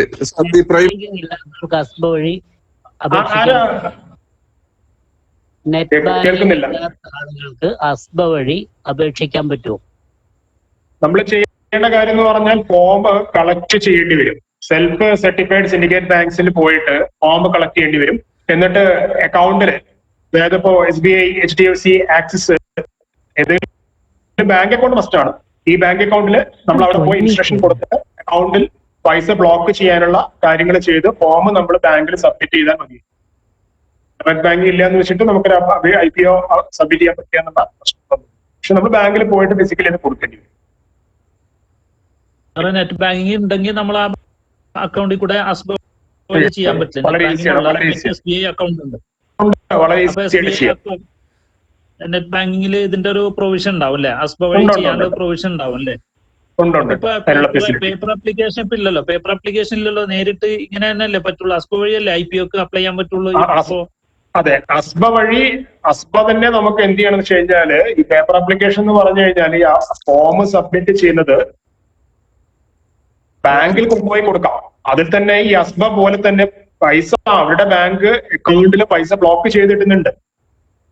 പക്ഷെ ഈ ബാങ്കിൽ നിന്ന് സമർപ്പിക്കപ്പെടുകയാണ് ചെയ്യുന്നത്. അപ്പോഴും അവരുടെ അപേക്ഷ ഓൺലൈനായിട്ടാണ് പോകുന്നത്. അല്ലാണ്ട് അതിനകത്ത് കടലാസ് അപേക്ഷയായിട്ടല്ല അത് മൂവ് ചെയ്യുന്നത്. പക്ഷെ ഇന്റർനെറ്റ് ബാങ്കിങ് ഉണ്ടെങ്കിൽ ഈ പണിയൊക്കെ ഒരാൾക്ക് അയാളുടെ അക്കൗണ്ട് വഴി ചെയ്യാം എന്നുള്ളതാണ് ഇതിന്റെ പ്രത്യേകത. ഇനി അസ്ബ വഴി മാത്രമേ ഇപ്പൊ ചെയ്യാൻ പറ്റൂ. നമുക്ക് വീട്ടിലിരുന്ന് ചെയ്യാം അസ്ബ വഴി അല്ലേ? അല്ല ഫോണിലോ വീട്ടിലോ അല്ലെങ്കിൽ ഇപ്പൊ ഗൂഗിൾ പേയിലൊക്കെ ചെയ്യാൻ പറ്റും. ഹലോ സാർ, എന്റെ പേര് ബാലു എന്നാണ്. എനിക്കൊരു ഇൻഫർമേഷൻ വേണ്ടി ഞാൻ വിളിക്കുന്നത്. ഇപ്പോ ഈ നമ്മളെ IPOs നമ്മൾ അപ്ലൈ ചെയ്യുമ്പോൾ പലപ്പോഴും ഈ ലിസ്റ്റിംഗ് പ്രൈസ് അവരുടെ ഫിക്സ് പ്രൈസിനെക്കാട്ടിലും ലിസ്റ്റിംഗ് സമയത്ത് ചിലപ്പോൾ താഴ്ന്നു പോകാറുണ്ട് ചില സന്ദർഭങ്ങളിൽ. ഓക്കെ, അത് എന്തുകൊണ്ടാണ് അങ്ങനെ വരുന്നത്? എന്താണ് റീസൺ? മേജർ റീസൺ എന്ന് പറഞ്ഞാൽ മാർക്കറ്റിലെ ഒരു ട്രെൻഡ് എന്ന് പറഞ്ഞാൽ, മാർക്കറ്റ് ട്രെൻഡ് വളരെ വീക്ക് ആണെങ്കിൽ, ഫോർ എക്സാമ്പിൾ ഇപ്പോ നമ്മുടെ ഈ കല്യാൺ ജ്വല്ലേഴ്സിന്റെ കേസ് എപ്പോഴും പറയാറുണ്ട്. 86-87 റുപ്പീസിന് പ്രൈസ് ബാൻഡ് വന്നു. ഒരു ലിസ്റ്റ് ചെയ്തപ്പോൾ എനിക്ക് തോന്നുന്നു 70 റേഞ്ചോ മറ്റോ ആണോ വന്നു അല്ലെ? കുറച്ച് 10% ഉണ്ടാവും. അവരുടെ IPO വാല്യൂഷൻ കുറച്ച് ഹെപ്പിയായിരുന്നു. രണ്ടാമത്തെ കാര്യം എന്ന് പറഞ്ഞു കഴിഞ്ഞാൽ മാർക്കറ്റ് കണ്ടീഷൻ, അവർ ലിസ്റ്റ് ചെയ്ത സമയത്ത് മാർക്കറ്റ് കണ്ടീഷൻ കുറച്ച് ഫേവറബിൾ അല്ലായിരുന്നു. കാരണം IPO എടുത്ത സമയത്ത് മാർക്കറ്റ് കണ്ടീഷൻ ഫേവറബിൾ ആയിരുന്നു. IPOയുടെ ആ പ്രോസസ് ഒക്കെ നടന്ന സമയത്തെല്ലാം കണ്ടായിരുന്നു. പക്ഷേ മാർക്കറ്റിൽ അവർ ലിസ്റ്റ് ചെയ്യാൻ വന്ന ദിവസത്തിലേക്ക് മൊത്തം മാർക്കറ്റ് ഡൗൺ ട്രെൻഡ് ആയിരുന്നു. അപ്പോൾ ഡൗൺ ട്രെൻഡ് വന്നു കഴിഞ്ഞാൽ എല്ലാ കമ്പനീസിനും അതിനെ അഫക്ട് ചെയ്യും. അപ്പൊ പുതുതായിട്ട് വരുന്ന ഒരു കമ്പനിയാണെന്ന് വെച്ചിട്ട് അവരെ അഫക്ട് ചെയ്യാതിരിക്കില്ല. അതും ഓട്ടോമാറ്റിക്കലി അങ്ങനെ ഇങ്ങനെ തന്നെയായിരുന്നു എല്ലാ കമ്പനികളും. നിങ്ങൾ ഒന്ന് ആലോചിക്കണം, V-Guard എന്ന് പറഞ്ഞൊരു കമ്പനി നമുക്ക് എല്ലാവർക്കും ഉള്ള കമ്പനി. ഈ V-Guard ലിസ്റ്റ് ചെയ്ത സമയം എന്ന് പറഞ്ഞാൽ 2008 സാമ്പത്തിക മാന്ദ്യ കാലഘട്ടത്തിലാണ്. ജോസഫ് ചിറ്റലപ്പള്ളി പറഞ്ഞൊരു ഡയലോഗ് എപ്പോഴും ഞാൻ ഓർക്കാറുണ്ട്. ഞാൻ ഒരു കാലത്ത് എപ്പോഴും എല്ലാ ക്ലാസ്സുകളിലും കോട്ട് ചെയ്തിരുന്ന ഒരു വാചകമാണ്. അതേ ഒരു പ്രസ് മീറ്റിൽ കൊണ്ടുപോയി പറഞ്ഞിരുന്നു, എന്റെ കമ്പനിയുടെ ഷെയർ വാങ്ങാൻ വിദേശ നിക്ഷേപകരൊന്നും വന്നില്ലെങ്കിൽ എനിക്കൊരു കുഴപ്പമില്ല. V-Guardന്റെ ഒരു ഉൽപ്പന്നമെങ്കിലും എന്റെ നാട്ടിലെ എല്ലാ മലയാളികളും ഉപയോഗിക്കുന്നുണ്ടാവും. അവരുടെ വീട്ടിൽ അറ്റ്ലീസ്റ്റ് ഒരു ഉൽപ്പന്നമെങ്കിലും ഉണ്ടാവും. അവര് വാങ്ങിയാൽ എന്റെ ഇഷ്യൂ സക്സസ് ആയിക്കോളും എന്നാണ് അങ്ങേര് പറഞ്ഞത്. പക്ഷെ മലയാളികൾക്ക് ഷെയർ മാർക്കറ്റ് ഇൻവെസ്റ്റ്മെന്റ് വലിയ താല്പര്യമില്ല എന്നുള്ളത് കൊച്ചു വിഷയത്തിന് അന്ന് തോന്നിയിട്ടുണ്ടായിരുന്നു. അൺഫോർച്ചുനേറ്റ്ലി V-Guardന്റെ 82 രൂപയ്ക്കാണ് IPO വന്നത്. ലിസ്റ്റ് ചെയ്യപ്പോൾ വളരെ താഴെ വന്നു. 40-45 റുപ്യക്കൊക്കെ ഷെയർ കിട്ടുമായിരുന്ന സിറ്റുവേഷൻ ഒക്കെ ഉണ്ടായിരുന്നു. മാർക്കറ്റ് കണ്ടീഷൻ വീക്കാണ്, പറഞ്ഞിട്ട് കാര്യമില്ല. ആ V-Guard എവിടെ കിടക്കണം? മാർക്കറ്റ് കണ്ടീഷൻ ഒന്ന് ചിലപ്പോൾ താഴോട്ട് ചില ജർക്കുകൾ ഉണ്ടാക്കും. പക്ഷെ എനിക്ക് കമ്പനി നല്ലതാണെങ്കിൽ എന്താവും? അത് എല്ലാ മാർക്കറ്റ് കണ്ടീഷനെയും കവച്ചു വെച്ച് കമ്പനി നല്ലതാണെങ്കിൽ മാർക്കറ്റ് അതിന്റെ വാല്യൂഷൻ കൊടുക്കും, അത് കയറി മുന്നോട്ട് പോകും. അപ്പൊ നമ്മൾ അങ്ങനെ ഓവറായിട്ട് മാർക്കറ്റ് സിറ്റുവേഷനെ വറി ചെയ്യേണ്ട. ലിസ്റ്റിംഗ് കുറച്ച് താഴെ പോയെന്ന് വെച്ചിട്ട് കമ്പനി നല്ലതാണെങ്കിൽ കയറി പോകും, ഒരു പേടിയും പേടിക്കണ്ട എന്നാണ് പറയുന്നത്. ഓക്കെ, യൂഷ്വലി ഒരു ഡൗട്ട് കൂടി. യൂഷ്വലി ഇപ്പൊ നമ്മൾ IPOs നമ്മൾ അപ്ലൈ ചെയ്യുമ്പോൾ ഞാൻ ഒബ്സർവ് ചെയ്തിരിക്കുന്ന വെച്ചാൽ നല്ലൊരു കമ്പനി ആണെങ്കിൽ നമുക്ക് മാക്സിമം കിട്ടുന്നത് 1 ലോട്ടാണ്. ഇപ്പൊ സാർ നേരത്തെ പറഞ്ഞ പോലെ പ്രകാരമുള്ള ലോട്ടിംഗ് പ്രോസസ് പ്രകാരം അതിൽ കൂടുതൽ കിട്ടാനുള്ള ചാൻസ് വളരെ കുറവ് തന്നെയല്ലേ usually if it's A very good company? കുറവാണ്. അപ്പൊ ഞാൻ പറയുന്നത് എന്താ വെച്ചാൽ നമ്മളുടെ കാര്യം വളരെ ക്ലിയർ ആണ്. നമുക്ക് ഒരു ലോട്ട് കിട്ടി, നമുക്ക് ഒരു ലോട്ടേ കിട്ടിയുള്ളൂ. നമ്മുടെ ഒരുപാട് അനാലിസിസ് ഒക്കെ നടത്തി പഠിച്ചിട്ടാണ് ഈ പണിക്ക് ഇറങ്ങിയത്. അപ്പൊ നമുക്ക് ഇനിയും അതിന്റെ ഷെയർ വാങ്ങാൻ താല്പര്യം ഉണ്ടെങ്കിൽ ഞാൻ പറയുമ്പോൾ ലിസ്റ്റിംഗ് ഒന്ന് ശ്രദ്ധിക്കുക. ലിസ്റ്റിംഗിൽ ആ 6 ദിവസത്തെ ബഹളമൊക്കെ ഒന്ന് കഴിഞ്ഞാൽ അടുത്ത ദിവസം അതിന്റെ ഒരു പ്രൈസ് സ്റ്റെബിലൈസേഷൻ വരുമ്പോൾ കുറച്ചുകൂടെ അഡീഷണൽ വാങ്ങുന്നതും തെറ്റില്ല. നമ്മളുടെ കാര്യം കറക്റ്റ് ആണ് എന്നാണ് ഞാൻ പറയുന്നത്. Okay, thank you. Hello sir. പറഞ്ഞു. ഹലോ, ഞാൻ നേരത്തെ വിളിച്ചു കട്ടായി. പ്രൈമറി മാർക്കറ്റിൽ നിന്ന് സെക്കൻഡറി മാർക്കറ്റിലേക്ക് വരുമ്പോൾ മിനിമം ഇത്ര ഷെയർ ഹോൾഡിംഗ് പാടുള്ളൂ എന്നുള്ള ഒരു വ്യവസ്ഥയുണ്ട്. ബാക്കിയുള്ളത് അവിടെ ഇഷ്യൂ ചെയ്യണം എന്നുള്ളത്, ഡയറക്ടേഴ്സ് ഇത്ര ഷെയറേ പാടുള്ളൂ എന്നുള്ളത്. അതായത് 75% ഷെയറുകൾ എങ്കിലും കമ്പനിയുടെ പ്രൊമോട്ടർമാർക്ക് അല്ലെങ്കിൽ കമ്പനിയുടെ ഉടമസ്ഥര് അല്ലെങ്കിൽ അതുമായി കണക്ട് ചെയ്ത ആൾക്കാർക്ക് ഹോൾഡ് ചെയ്യും. 25% ഷെയറുകൾ നിർബന്ധമായിട്ട് പബ്ലിക്കിന് കൊടുക്കും. ഒരു റൂൾ ഉണ്ട് ഇപ്പോൾ. ഈ നിയമങ്ങളിൽ ഒരു മാറ്റം വന്നിട്ട് ചില കമ്പനികൾ 5% കൊടുത്തവരുണ്ട്, ചില കമ്പനികൾ 10% കൊടുത്തവരുണ്ട്. അപ്പൊ അങ്ങനെ വരുമ്പോൾ കൂടുതൽ ഷെയറുകൾ മാർക്കറ്റിൽ ലഭ്യമല്ലാത്ത സിറ്റുവേഷൻ വരിക, ലിക്വിഡിറ്റി കുറയുകയാണ്. അപ്പോ ഇപ്പോഴത്തെ റൂൾ അനുസരിച്ച് 25% ഷെയറുകൾ കമ്പനികളുടേത് പബ്ലിക്കിന് കൊടുത്തിരിക്കണം എന്നുള്ള റൂൾ ഉണ്ട്. അതുകൊണ്ട് കൂടുതൽ കമ്പനികൾ FPO റൂട്ടിലോ അല്ലെങ്കിൽ കൂടുതൽ ഷെയറുകൾ മാർക്കറ്റിലോട്ട് ഇറങ്ങാനുള്ള സാധ്യത കൂടുതൽ. ഓക്കെ, ആ റൂള് നിലനിൽക്കുന്നുണ്ട് നേരത്തെ 75. പിന്നെ അതുപോലെ നമ്മള് പല കമ്പനികള് നല്ല രീതിയിൽ സെലക്ട് ചെയ്യുന്നതില്ലേ, പ്രൊമോട്ടർമാരുടെ കയ്യിൽ കൂടുതൽ ഷെയർ ഉള്ള കമ്പനികള് നല്ലൊരു കമ്പനി പല പോയിന്റ് നോക്കുന്നതിൽ ഒരു പോയിന്റ് അത് നോക്കാൻ നല്ലതാണോ എന്നുള്ളതാണ് ചോദ്യം. അതായത് പ്രൊമോട്ടർമാരുടെ കയ്യിൽ 50% മേലെ ഷെയർ ഉണ്ടെങ്കിൽ ആ കമ്പനി വളർച്ചയ്ക്ക് സാധ്യതയുണ്ടോ എന്നുള്ളതാണ്. ഒരു അർത്ഥത്തിൽ ശരിയായിരിക്കാം. കാരണം എന്ന് പറഞ്ഞാൽ പ്രൊമോട്ടർമാർക്ക് അതിനകത്തുള്ള വിശ്വാസമില്ലേ കാണും. ഒന്ന് പ്രൊമോട്ടർമാരെ ഹോൾഡിംഗ് ക്വാർട്ടർ ബൈ ക്വാർട്ടർ നോക്കുക. ചില പ്രൊമോട്ടർമാർ കണ്ടുകൊണ്ടു ഘട്ടം ഘട്ടമായിട്ട് ഇങ്ങനെ അവർ സ്റ്റേക്ക് കുറച്ചുകൊണ്ട് വരുന്നുകൊണ്ടിരിക്കും എന്ന് പറഞ്ഞാൽ അവർക്ക് അതിനുള്ള വിശ്വാസം കുറഞ്ഞു വരുന്നുണ്ടെന്ന് അതിനർത്ഥം. എന്നാൽ ചില പ്രൊമോട്ടേഴ്സ് ശ്രദ്ധിച്ചോളൂ, അവരുടെ സ്റ്റേക്ക് ഒരു ചേഞ്ചും വരുത്താണ്ട് ഒരു 50-60% അവർ പിടിച്ചുകൊണ്ടേ നിൽക്കും. ഇൻസ്റ്റിറ്റ്യൂഷണൽ സെല്ലിംഗ് നടത്തില്ല, വേറെ ആർക്കും ഒരു ഷെയർ വിട്ടുകൊടുക്കില്ല. അവരങ്ങനെ പിടിച്ചുകൊണ്ടിരിക്കുന്ന പ്രൊമോട്ടേഴ്സ്. ഇനി പുറത്തുനിന്ന് കുറച്ച് ഷെയർ കിട്ടുന്നുണ്ടെങ്കിൽ അതും കയറി വാങ്ങുന്ന പ്രൊമോട്ടേഴ്സ്. അപ്പൊ ആ ഒരു പ്രൊമോട്ടർക്ക് ആക്ച്വലി ആ കമ്പനിയിലുള്ള വിശ്വാസമാണ് കാണിക്കുന്നത്. അവരുടെ ഹോൾഡിംഗ് ശ്രദ്ധിക്കുന്നത് നല്ലതാണ്, തെറ്റൊന്നുമില്ല. താങ്ക് യു സാറേ. എന്റെ പേര് പ്രജിത്ത്. ഞാൻ സാറേ ഈ IPO ശരിക്കും IPO എങ്ങനെ ഇപ്പൊ നമ്മളിപ്പോ ഒരു ഇൻവെസ്റ്ററെ സംബന്ധിച്ചിടത്തോളം ഇത് എങ്ങനെ ഇമ്പോർട്ടന്റ് ആവുന്ന ഞാൻ ചോദിക്കുന്നത് എന്താ വെച്ചാല്, ഇപ്പൊ ഞാനിപ്പോ അപ്ലൈ ചെയ്തായിരുന്നു. അതായത് ഇപ്പോ ഇൻഡിഗോയ്ക്ക് അപ്ലൈ ചെയ്തു, IRFC അപ്ലൈ ചെയ്തു, റെയിൽടെൽ അപ്ലൈ ചെയ്തു. ഇതൊന്നും എനിക്ക് കിട്ടിയില്ല. പക്ഷെ നമ്മള് ഇതിലിപ്പോ 3 എടുത്തു നോക്കിയാലും നമുക്കിത് കിട്ടാഞ്ഞത് നന്നായി എന്നുള്ള തോന്നൽ വരും. കാരണം അത് അന്ന് ആ പ്രൈസിന് കിട്ടിയിട്ടുണ്ടെങ്കിൽ ഇതൊന്നും നടക്കുന്ന അന്ന് കോട്ട് ചെയ്ത പൈസക്കൊന്നും അല്ല ഇന്ന് നടക്കുന്ന അതിന്റെ ട്രേഡിംഗ് ഒന്നും നടക്കുന്നത്. അപ്പോ പക്ഷെ ഇങ്ങനെയൊക്കെ ആണെങ്കിലും ഇനി പുതിയൊരു IPO വന്നാലും അതിനും ഭയങ്കര തള്ളാണ്, അതിനും ഭയങ്കര റഷായിട്ട് ആൾക്കാർ നമുക്ക് ലോട്ട് കിട്ടാതെ അങ്ങനെ ഇങ്ങനെയൊക്കെ നിൽക്കുന്നു. അപ്പോ ഈ IPOയിൽ വാങ്ങുന്നോണ്ട് ഈ വേറെ എന്തെങ്കിലും പ്രത്യേകത ഉണ്ടോ? നമുക്ക് സാധാരണ ഇപ്പൊ ഞാൻ ചോദിക്കുന്നത് എന്താ വെച്ചാല്, ഇപ്പൊ നമ്മളൊന്ന് വെയിറ്റ് ചെയ്ത് ഒന്നിരുന്ന് നമുക്ക് മാർക്കറ്റ് സെന്റിമെന്റ്സും മാർക്കറ്റ് റെസ്പോൺസും ഒക്കെ എങ്ങനെ നോക്കിയിട്ട് വാങ്ങുന്ന ആയിരിക്കൂലേ ഇപ്പൊ നമ്മൾ IPOക്ക് പോയി കഷ്ടപ്പെട്ട് ഇങ്ങനെ വാങ്ങുന്നതിനേക്കാളൊക്കെ നല്ലത്? സത്യമാണ്, താങ്കൾ പറഞ്ഞ പോയിന്റ് വളരെ കറക്റ്റ് ആണ്. ഞാൻ ആ ഒരു ചിന്താഗതി വെക്കുന്ന ആളാണ്. ഞാൻ കൂടുതൽ IPOക്ക് വളം വെക്കുന്ന ആളല്ല. ഞാൻ IPO ഒക്കെ വായിക്കും, പഠിക്കും, എല്ലാം കണ്ടുവെക്കും. IPO കൊണ്ടുപോയിട്ട് ചിലപ്പോൾ മാത്രമേ അപേക്ഷിക്കുള്ളൂ. എനിക്ക് അത്രയും കൺവിക്ഷൻ ഉണ്ടെങ്കിൽ ഒരു ലോട്ട് കിട്ടുമല്ലോ എന്ന് വെച്ചിട്ട് അപേക്ഷിക്കും. എല്ലാ IPOക്ക് അപേക്ഷിക്കലും വളരെ സെലക്റ്റീവായിട്ട് അപേക്ഷിക്കുള്ളൂ. അത് കിട്ടിയില്ലേ ഉള്ളൂ. കിട്ടിയില്ലെങ്കിലും സെക്കൻഡറി മാർക്കറ്റിൽ അത് വന്നാൽ ഇനീഷ്യൽ ഡേയ്സിൽ തന്നെ അതിന്റെ ഒരു പ്രൈസിന്റെ ഇളക്കമൊക്കെ കഴിഞ്ഞാൽ ലിസ്റ്റിംഗ് ഡേയും അടുത്ത ദിവസമൊക്കെ കഴിയുമ്പോഴേക്കും അതിന്റെ ചാട്ടം ഒന്ന് കഴിയും. എന്നിട്ട് പുള്ളി ഒന്ന് സ്റ്റെബിലൈസ് ചെയ്യാനുള്ള സമയത്ത് നമ്മൾ എന്ത് ചെയ്യാൻ തുടങ്ങും? നമ്മളുടെ വാങ്ങൽ പാറ്റേൺ തുടങ്ങുകയാണ്. കുറേശ്ശെയായിട്ട് നമ്മളത് വാങ്ങി തുടങ്ങും. ആ രീതിയാണ് ഞാൻ ഫോളോ ചെയ്യാറുള്ളത്. ഞാൻ മനസ്സിലാക്കിയിടത്തോളം ഒരുപാട് നിക്ഷേപകർ ആ രീതി ഫോളോ ചെയ്യുന്ന ആൾക്കാരാണ്. ഈ IPO കയറി ചാടി വീഴും. ഈ IPOയ്ക്ക് ഇങ്ങനെ ചാടി വീഴുന്ന ഒരു സ്വഭാവം ആർക്കാണ് കൂടുതൽ കാണുന്നത് ചോദിച്ചു കഴിഞ്ഞാൽ, ഈ ഇനീഷ്യൽ ഡേയിൽ കൊണ്ടുപോയി സെല്ല് ചെയ്ത് അതൊന്ന് പെട്ടെന്ന് പ്രോഫിറ്റ് എടുത്ത് ചാടാം എന്ന് വിചാരിക്കുന്ന ഒരു വലിയ വിഭാഗം നിക്ഷേപകരുണ്ട്. ട്രേഡിംഗ് എന്ന് പറയുന്ന ഒരു കാര്യമാണ് അതിനകത്ത് കാണുന്നത്. കാര്യം IPOയിൽ കയറി ഇൻവെസ്റ്റ് ചെയ്യാൻ ലിസ്റ്റിംഗ് സമയത്ത് അതിന്റെ ഇടയിൽ കുറെ പ്രൈസ് കയറും, അത് വിറ്റ് കഴിഞ്ഞാൽ വളരെ കുറച്ച് ദിവസം കൊണ്ട് വലിയ പ്രോഫിറ്റ് എന്നൊക്കെ പറയുന്ന ഒരു വിഭാഗം. ആലോചിച്ച് കഴിഞ്ഞാൽ അവർക്ക് അവരുടേതായ ന്യായമുണ്ട്. കാരണം അവര് മാർക്കറ്റിൽ ഇങ്ങനെ ക്യാപിറ്റൽ ഇങ്ങനെ റീ അറേഞ്ച് ചെയ്ത് കൊണ്ടുപോകുന്ന ആൾക്കാരാണ്. ഈ ലാഭം എടുത്തിട്ട് അടുത്തതിൽ ഇൻവെസ്റ്റ് ചെയ്യും, ആ ലാഭം എടുത്ത് അതിനപ്പുറത്തോട്ട് അങ്ങനെ ചാടി ചാടി പോകുന്നതാണ്. ഒരു വ്യൂ എനിക്ക് വളരെ ദീർഘകാല വ്യൂ ആണുള്ളത്. നല്ല കമ്പനിയാണെങ്കിൽ ഞാനത് വാങ്ങി കൂട്ടാറാണ് രീതി. ഇതൊക്കെ ഓരോ ആളുകളുടെ ശൈലിയാണ്. സാറേ ഒരു ചോദ്യം കൂടെ. സാറ് ഒരു സ്ലൈഡിൽ പറഞ്ഞായിരുന്നു നമ്മൾ IPOക്ക് റിക്വസ്റ്റ് ചെയ്യുമ്പോൾ തേർഡ് പാർട്ടി ഉപയോഗിക്കാൻ പാടില്ല എന്ന് പറഞ്ഞു. ഈ തേർഡ് പാർട്ടി എന്ന് ഉദ്ദേശിക്കുന്നത് ഇവരാണോ, ബ്രോക്കറാണോ, അതോ അല്ലല്ലോ? അതായത് നമ്മൾ നമ്മളുടെ സംവിധാനങ്ങൾ വെച്ചിട്ട് മാത്രം ഉപയോഗിക്കുക, നമ്മളുടെ ഒഫീഷ്യൽ സംവിധാനങ്ങൾ വെച്ചിട്ട് മാത്രം. അല്ല, നമ്മളിപ്പോ സിറോദ വഴി ചെയ്താലും നമുക്കത് ഈ സാർ ഈ പറഞ്ഞ ബ്ലോക്ക് ചെയ്ത് പൈസ നിൽക്കുന്ന ആ സംഭവം നമ്മളെ ബാങ്കിനകത്ത് തന്നെയാണല്ലോ നടക്കുന്നത്. അപ്പൊ നമ്മൾ സിറോദ വഴി ചെയ്യുന്നതിനേക്കാളും നല്ലത് നമ്മൾ നേരിട്ട് ബാങ്ക് വഴി ചെയ്യുന്നതുകൊണ്ട് എന്തെങ്കിലും ഡിഫറൻസ് ഉണ്ടോ അതില്? അത് പറ്റില്ല. കാരണം എന്ന് വെച്ചാല് നമുക്കൊരു ഈ IPOയുടെ അപേക്ഷിക്കുന്ന സമയത്ത് നമ്മളുടെ ഡിമാറ്റിന്റെ ഡീറ്റെയിൽസ് നമ്മൾ കൊടുക്കുന്നുണ്ടല്ലോ. ക്ലയന്റ് ഐഡിയും ഡിമാറ്റ് ഐഡി എവിടെയാണ് ഈ ഷെയർ ക്രെഡിറ്റ് ആവേണ്ടത് നമുക്കൊരു സോഴ്സ് വേണ്ട, സ്ഥലം വേണ്ടേ. അത് നമ്മുടെ ഡിമാറ്റ് അക്കൗണ്ട് ഡീറ്റെയിൽസ് അല്ലേ നമ്മൾ കൊടുക്കുന്നത്. ഈ പറയുന്ന സെർവോദയല്ലേ വരുന്നത്.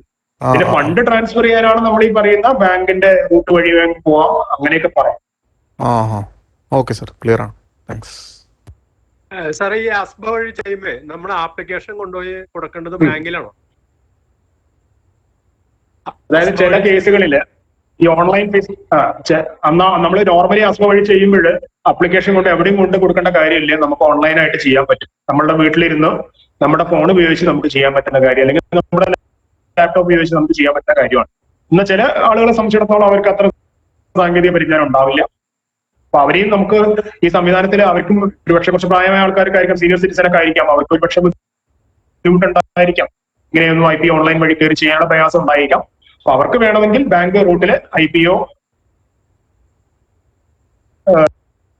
അവരെ പ്രോപ്പർ ത്രൂ അവർക്ക് സെൻഡ് ചെയ്യാനുള്ള ഫെസിലിറ്റി ഒക്കെ ഉണ്ട് എന്നാണ് പറഞ്ഞത്.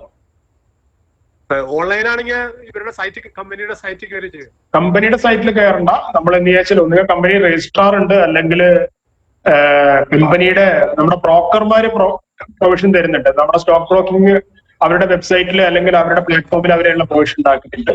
പിന്നെ നമ്മളുടെ ബാങ്ക് അക്കൗണ്ട് അല്ലെങ്കിൽ നെറ്റ് ബാങ്കിങ് ID വെച്ചിട്ട് അല്ലെങ്കിൽ UPI മാൻഡേറ്റ് ഉപയോഗിച്ചിട്ടൊക്കെ നമുക്ക് ചെയ്യാൻ പറ്റും. ഇതൊക്കെ മൾട്ടിപ്പിൾ സോഴ്സ് ഉണ്ട്. അപ്പം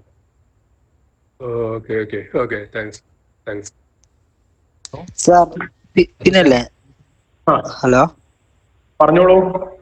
ഞാൻ കുറച്ച് ലേറ്റ് ആയിട്ട് അപ്പൊ അത് പറഞ്ഞോ അറിയില്ല. നമ്മളിപ്പോ ഈ IPO ഒക്കെ അപ്ലൈ ചെയ്യുമ്പോ ബിഡ് 1, ബിഡ് 2, ബിഡ് 3 ഇല്ലേ, മൂന്നിൽ നമ്മൾ ടിക്ക് ചെയ്യണോ അല്ലെങ്കിൽ ഫസ്റ്റ് ഒന്നില് മാത്രം കൊടുത്താൽ മതിയോ? കട്ട് ഓഫ് കൊടുത്താൽ പിന്നെ അതിനകത്ത് ബാക്കി രണ്ടിനും റിലവൻസ് ഇല്ല എന്ന് പറഞ്ഞു കഴിഞ്ഞാൽ നമ്മള് ഞാന് 28, 24 IPO ഒഴിച്ചാൽ ചോദിക്കും. നമ്മളിപ്പോ 24 എന്ന് ടിക്ക് ചെയ്ത് വെക്കും. 24 എന്ന് പറഞ്ഞു കഴിഞ്ഞാൽ പിന്നെ 23, 22, 21, 20 ഒക്കെ താഴെ വരുന്നു. പിന്നെ അതിനകത്ത് നമ്മൾ പ്രൈസ് എഴുതേണ്ട കാര്യമില്ല. അപ്പൊ പകരം നമ്മൾ കട്ട് ഓഫ് ടിക്ക് ചെയ്ത് കൊടുക്കും. കട്ട് ഓഫ് ടിക്ക് ചെയ്ത് കഴിഞ്ഞാൽ പിന്നെ ബാക്കിയുള്ള റിലവൻസ് ഇല്ല. കാരണം ആ പ്രൈസ് നമ്മൾ ഓക്കെയാണ് നമ്മളതിന്റെ അർത്ഥം.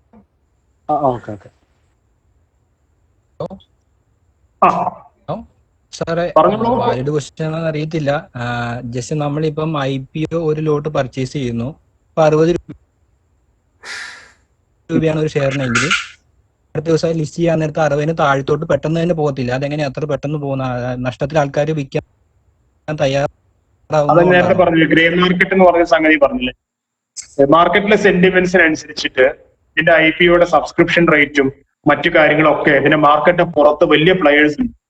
അവർക്ക് ഇതിനകത്ത് സെന്റിമെന്റ്സ് ഉണ്ട്. മാർക്കറ്റിൽ ഈ ഷെയർ എങ്ങനെ വരുന്നു, അതിന്റെ മുന്നോട്ട് പോകേണ്ട ഒരു കാര്യങ്ങൾ എങ്ങനെയാണെന്നൊക്കെ. കാരണം മേജർ ഷെയർ ഹോൾഡേഴ്സ് അവരാണ് കാര്യമായിട്ട് കളിക്കുന്നതിനാണ്.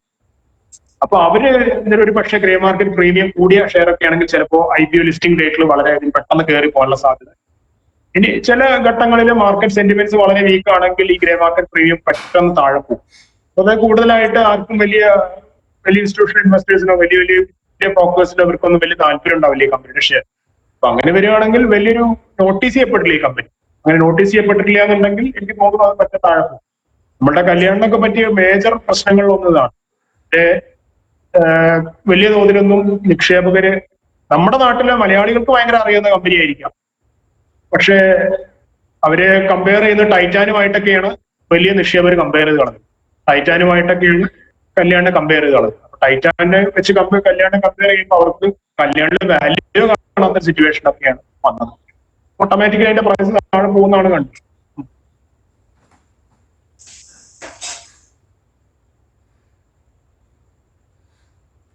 ചോദ്യങ്ങളുണ്ടോ?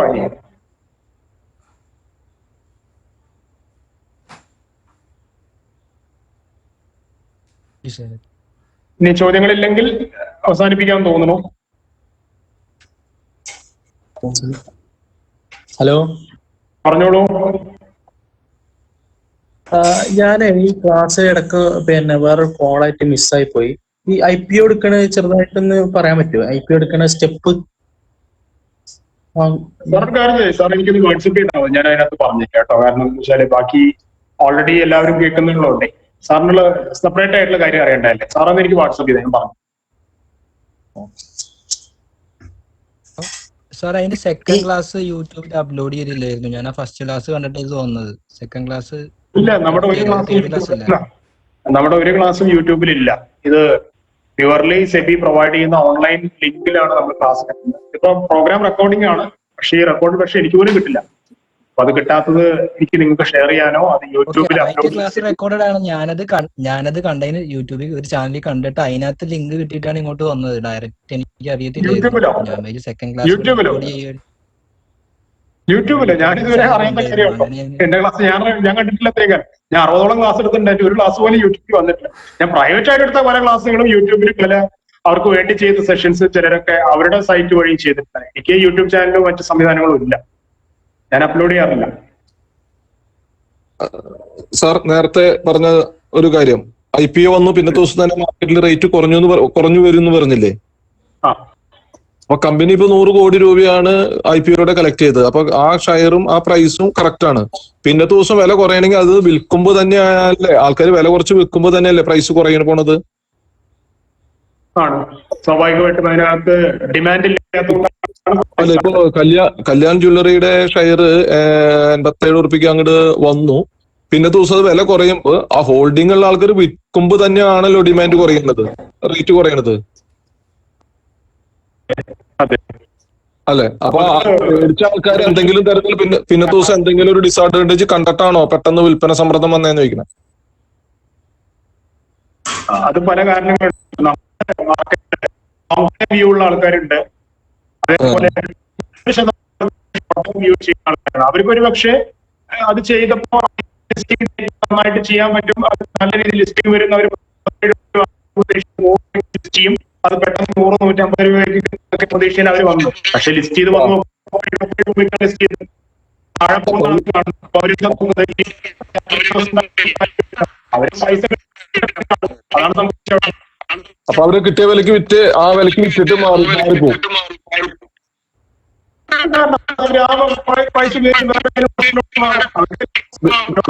വിറ്റ് മാറുന്ന അർത്ഥം.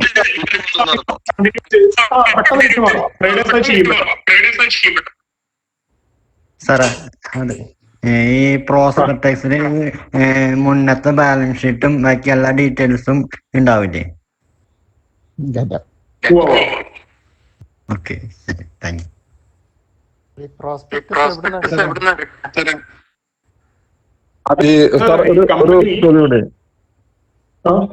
പേര് ജോർജ്.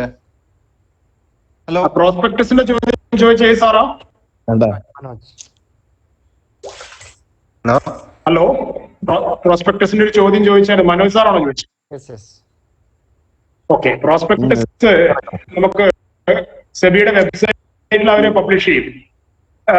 കമ്പനിയുടെ വെബ്സൈറ്റിലൊക്കെ ഉണ്ടാവും. സെബിയുടെ വെബ്സൈറ്റിൽ അവര് ആ പ്രോസ്പെക്ടസിന്റെ കോപ്പി നമുക്ക് അവൈലബിൾ ആണ്.